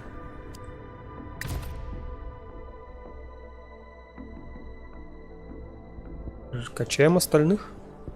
Так, омега у нас есть. И минералы. Так, омегу сразу куда-нибудь.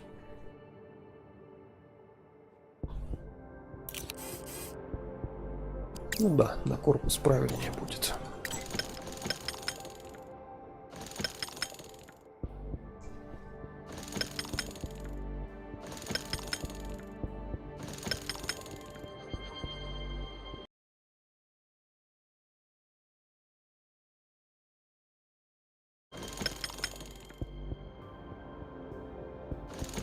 Из минералов добываются даже те ресурсы, которые на садовых планетах.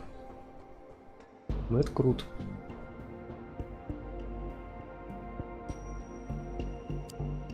Мало в игре, мало. Садовые, каменные планеты и гиганты. Всего 3 типа.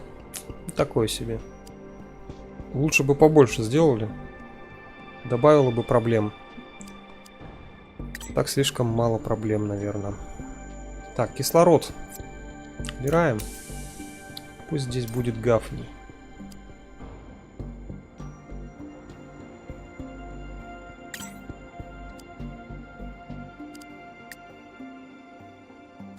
Еще бурим. Я тут еще не бурил. Платина. Ну вот тебе и пожалуйста. Феррум сюда. Платину сюда. Может, еще платину найдете? Ай да красавчики вы мои. Платина — это кислород. Сразу 17 штук.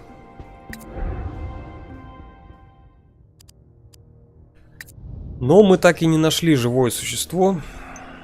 Надо искать дальше садового гнома. А, здесь же я и не искал. Мне вот сюда надо было. Там я заправлялся. На заправку летал. Ну, ё-моё. Одна планетка.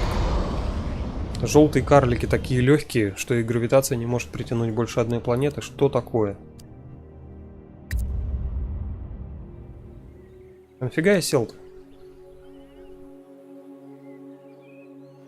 Непонятно.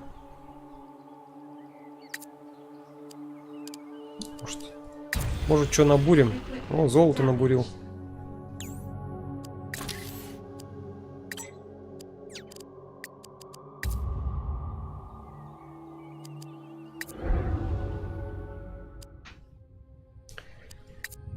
Так, где еще тут есть планеты рядышком?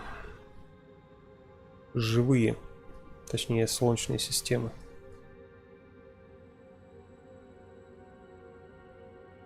Это что такое? Белый карлик. Ну, в принципе, может быть.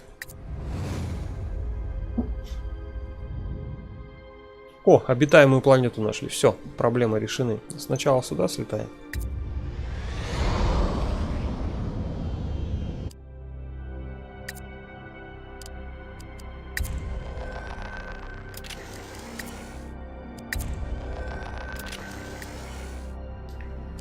Так, может по очереди, в принципе, так и слетаем. Мне, блин, же еще надо место для этого садового гнома чертового. А я там, блин, еще и профессию, да, не дал. Не назначил. Новенькому-то. Да елки-палки, забыл тут профессию назначить. Ну тогда его и уволим. Он и будет тем, кто улетит за борт. Так, сканируем.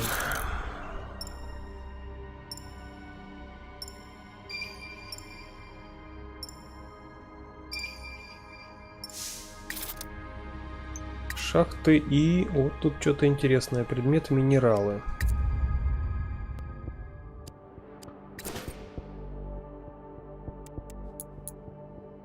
Все отдохнувшие, полные сил. Так, того можно вообще тогда не брать. Хотя нет, надо взять.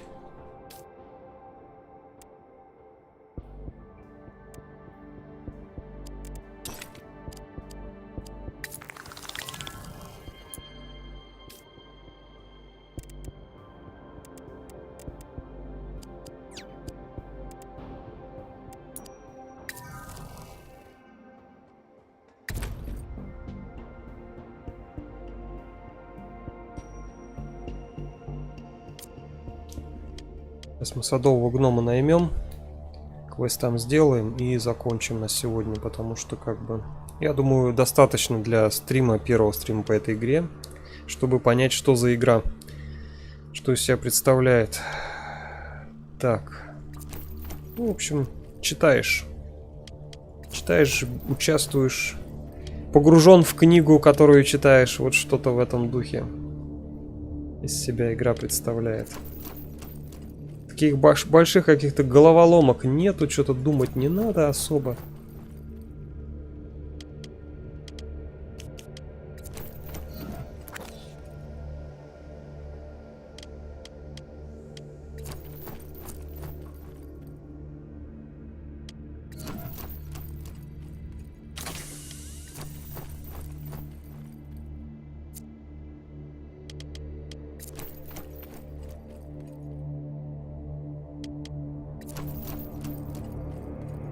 Экшона нету в игре. Но он тут и не нужен. Тут больше удовлетворения романтических потребностей космического плана. Космического масштаба.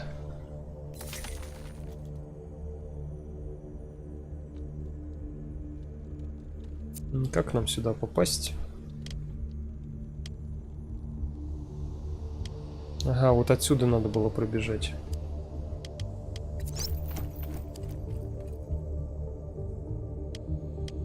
Чтобы без ранений.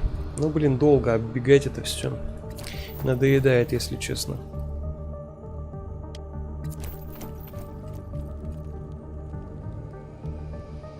Вы чё?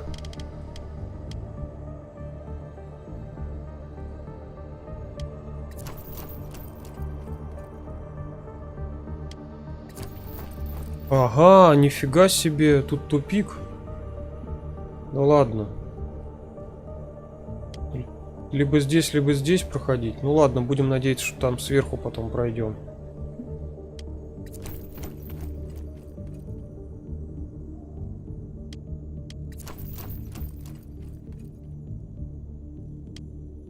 Где у нас еще проходы нехоженные остались? А вот наверх как раз. Как нам сюда попасть? Сюда. Может, там потом сверху тоже сможем зайти.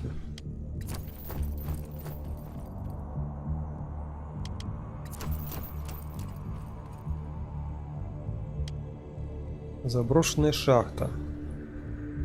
Это пока еще даже не водопад, мы еще основную цель даже не нашли. Так, закрепить транспортный шкив, получаем очки опыта.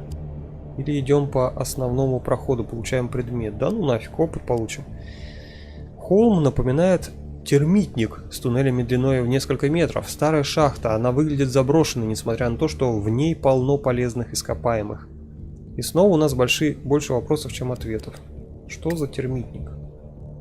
Получили 10 очков опыта. Хорошо.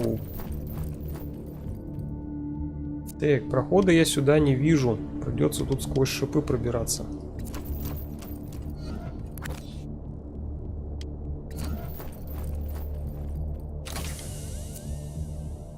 Ради глубинного узора.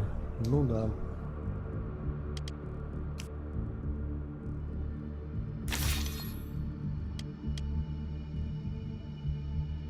Куда дальше? Наверх надо, да?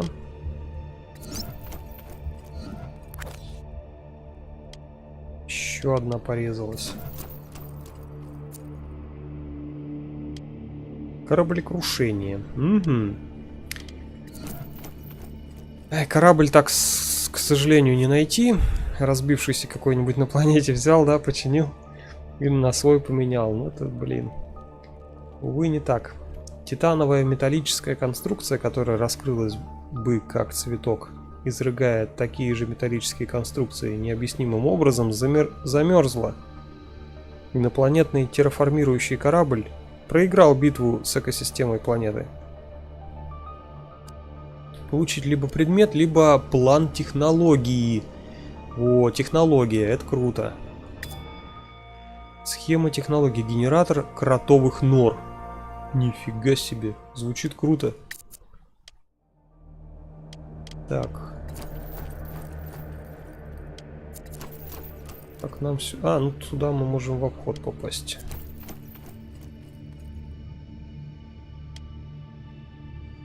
Генератор кротовых нор. Эх, где мне корабль взять? Толстый-толстый. Просторный-просторный. Так, здесь мы не пройдем. А, здесь тоже не пройдем. Не знаю, что делать. Давайте пока пробежимся. Блин, тут вот осталось одно только место.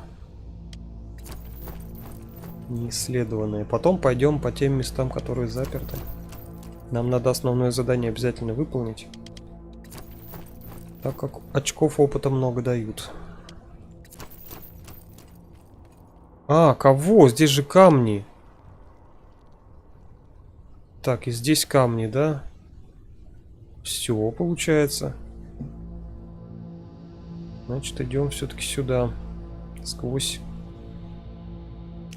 невкусные запахи. А, либо сюда пробежим. Давайте сюда, наверное, пробежим. Сквозь колючки-то мы привыкли уже бегать.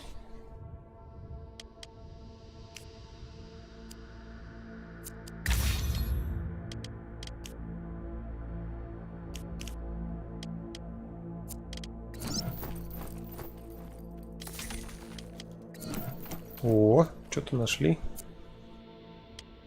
Водопад, наоборот, нашли основную цель экспедиции.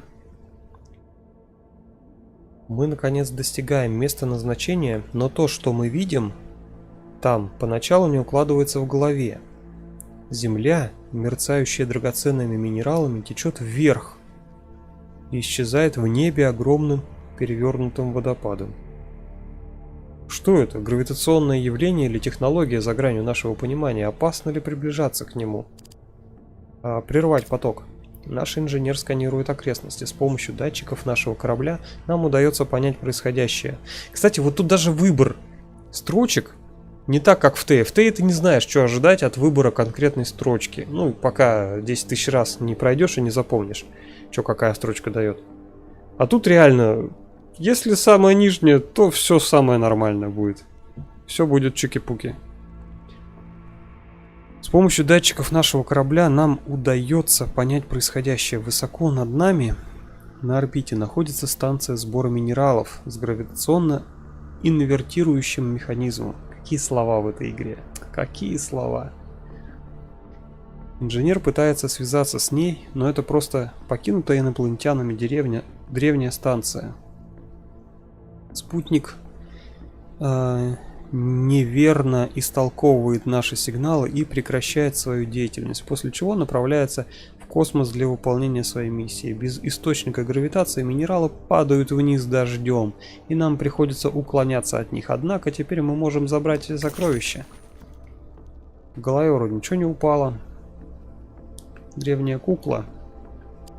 Это валюта. Основное задание выполнили. Ну что, сюда есть смысл бежать? Нет. Это вот этот вот коридорчик. Там ПХП у нас вроде бы есть пока. Кто там поцарапался? Главная героиня?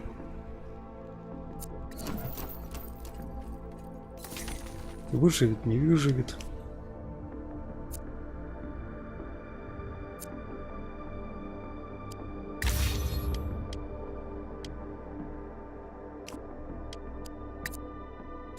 Так, а сверху там вряд ли что-то есть. Тут, скорее всего, тупик.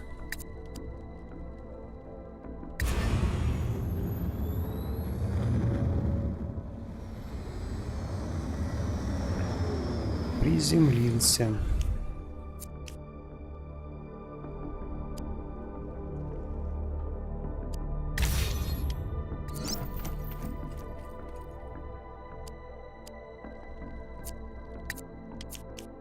Что-то я рано, да, сюда зашел.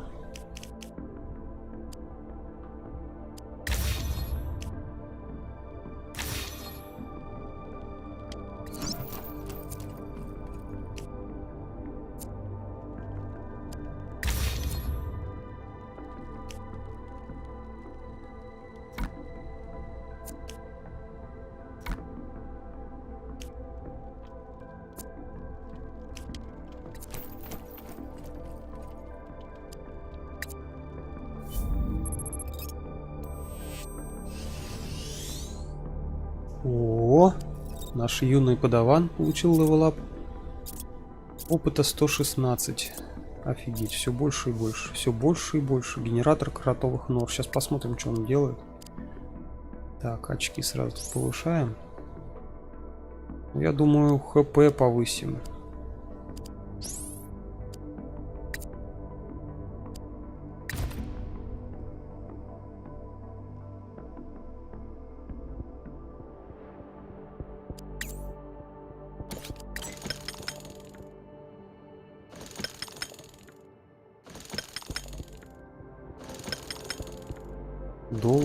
Долго это все. Надо убирать разрабам вот эту штуку. Толку на нее смотреть, как она там что крутится. Кремний можно и выкинуть, медью можно починить корабль.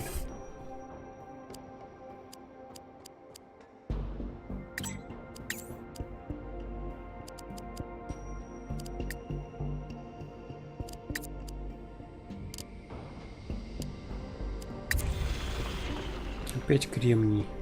Блин. Не то не надо. Ладно, улетаем.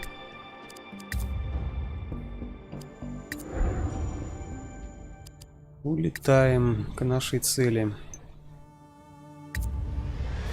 Так, а здесь-то что я? Мне тут ничего не надо. Кислорода хапнуть. Разве что. Все, пополнили.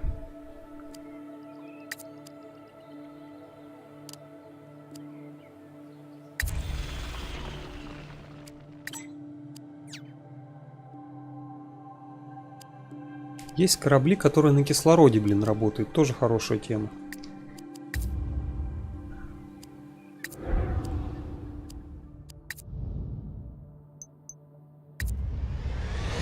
Ну, здесь точно наймем нормального типа. Максим Сергеевич жрать хочет. Я, думаешь, сам не хочу? Я тоже хочу. Сейчас закончу. Да ты начинай уже. Че ты? Приятного аппетита. У тебя нету что покушать? Магазины разве закрыли еще?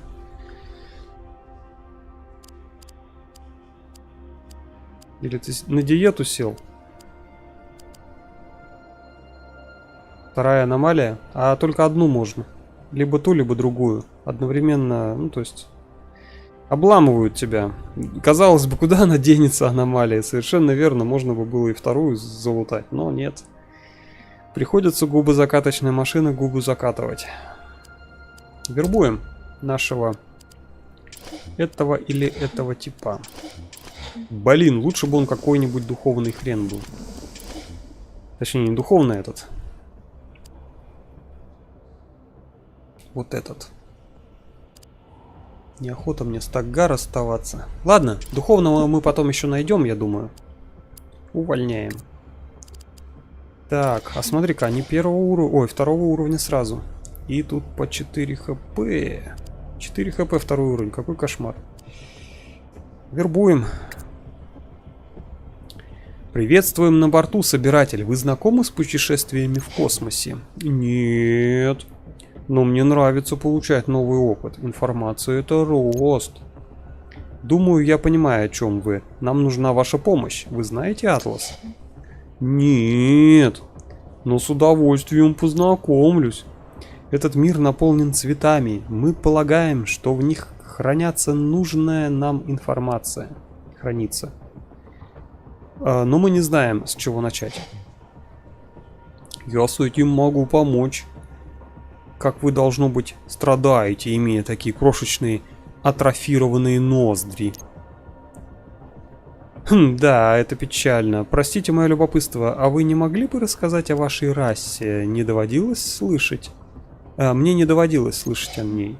Мы вымирающий вид, и в галактике о нас никто особенно не знает. А почему так? До того, как мы обнаружили другие миры, мы общались только мириадами запахов, что окружали нас. Но ресурсы нашей планеты почти исчерпались, и нам пришлось учиться общаться на других языках, чтобы торговать и взаимодействовать с инопланетными культурами. Вот я читаю и вот думаю, какой идиот писал этот текст. Ну вот просто вот, ну вот какой. Вот как... Почему вы типа не общались с другими планетами? А потому что мы нюхали.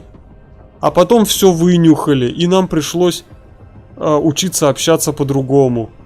Это вот знаешь, как с блондинкой разговаривать. Наши лидеры были пуристами. Они так и не смогли с этим смириться. Я один из мятежных собирателей, посмевших покинуть дом в поисках новой жизни. Даже если наш мир умрет, некоторые из нас продолжат жить, учиться и расти за тех, кто этого не смог. И еще, заметили одну жесть несоответствия? Ты был в космосе? Нет. Я один из мятежных, которые посмели покинуть дом в поисках новой жизни. Зашибись, не был он в космосе. Он этой семечкой покинул, видимо, родной дом. Мятежная семечка была. Увлекательно, говоря, что вы общаетесь с запахами, мы их поглощаем, познаем их суть, чувствуем их эмоции, определяем их хозяина, мы бесподобные ищейки. Прекрасно. Ваши уникальные возможности, безусловно, помогут нам в космических... Короче, с Атласом с этим. Если с этим не справится собиратель, то никто не справится. Нюх! Ты в курсе, какое у тебя имя? Вообще, как бы. Давай сама старайся. Сделаю все, что в моих силах. Красава. Фигуру блюдешь. Ты чё тебе, ну, отжимайся, пресс качай и жри при этом дофига. В чем проблема-то? Бегай на стадионе, вообще сгорают до хрена.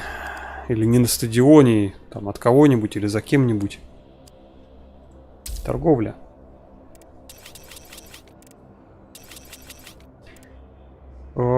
Ух ты, комфорт плюс 5. В каждом полете у экипажа есть шанс 30% восстановить моральный дух на 5. Плюс 3 члена экипажа можно, но комфорт минус 10. Член экипажа 1, комфорт плюс 10. Ну, фигня, короче. Ничего не будем строить из этого всего. Если только на новом корабле. Так, кобальт тут есть. Платина есть. Платину возьмем. Гелий тоже можно взять.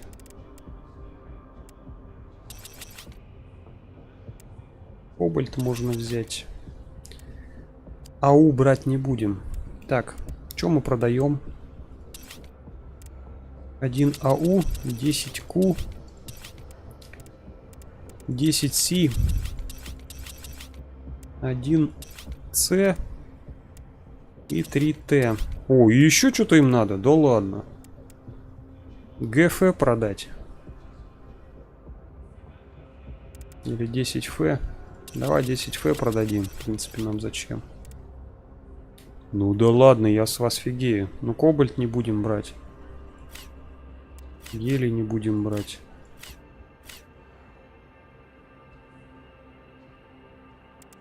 ХФ продадим. Блин, ну ХФ это редкий ресурс. Давай вот этих, наверное, еще понапродаем по чуть-чуть. Чуть-чуть.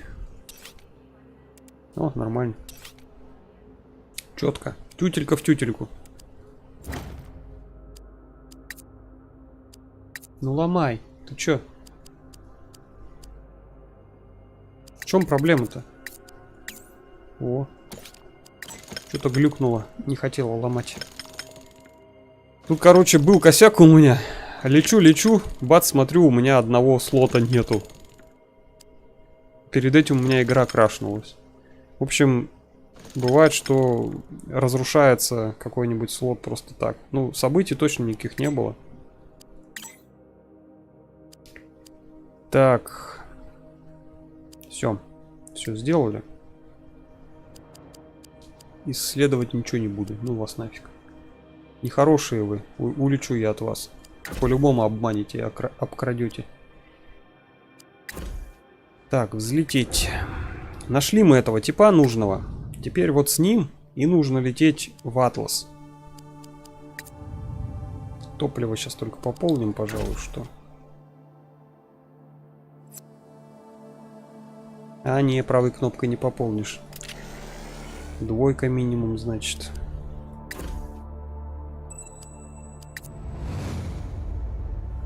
Сейчас нюхать, что как все разнюхает. Я тебе говорю. Я плаваю. Ну да, ты говорил, что ты плаваешь. Как-то это не по-мужски плавать-то.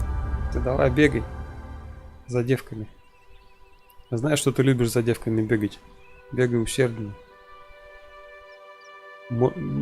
Жрать очень хорошо можно, когда бегаешь. Я говорю, сгорает очень хорошо. В плавании вряд ли там много что-то сгорает, калорий.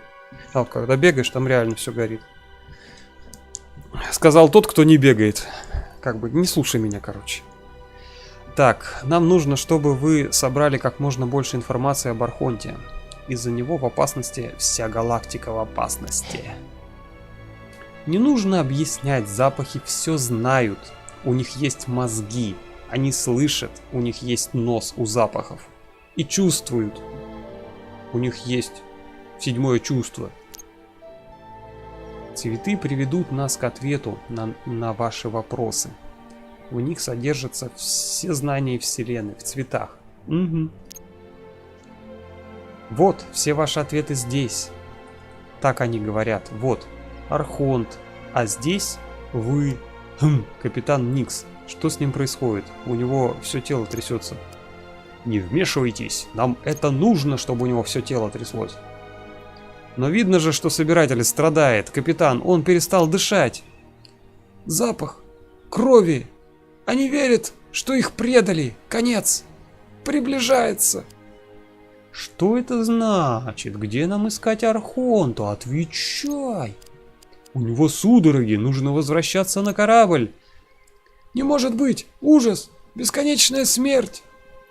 Он без сознания. Капитан, нужно забрать его отсюда сейчас же. Согласна. Держись, собиратель. Капитан у нас та еще, сука.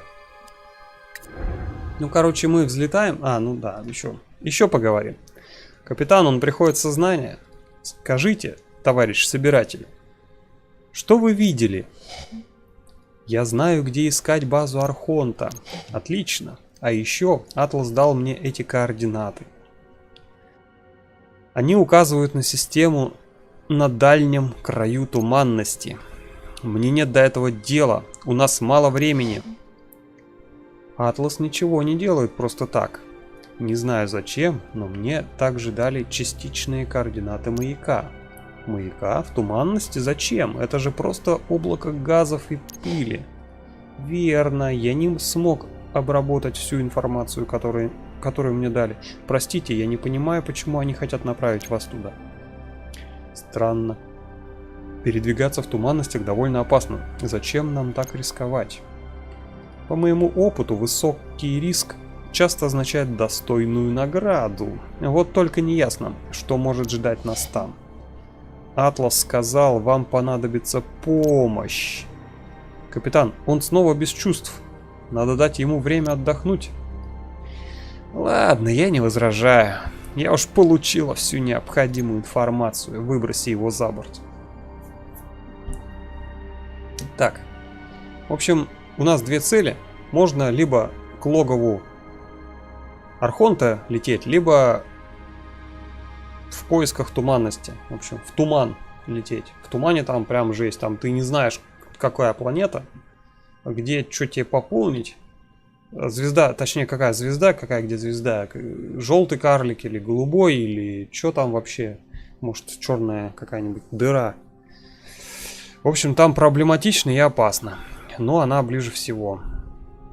Нет, да, тут 120 световых лет до логова штаб-квартиры Архонта, а до туманности всего 44 световых годика. Вот. Так что туда выгоднее всего начинать путь. Но мы на этом прервемся. Надеюсь, я не сам с собой разговариваю. Да, все вроде нормально, интернет не вырубило. На этом завершаю. Если интересно, ставьте лайки, скачивайте, играйте. Ссылка в описании есть. Всем здоровья, всем добра, пальцы вверх.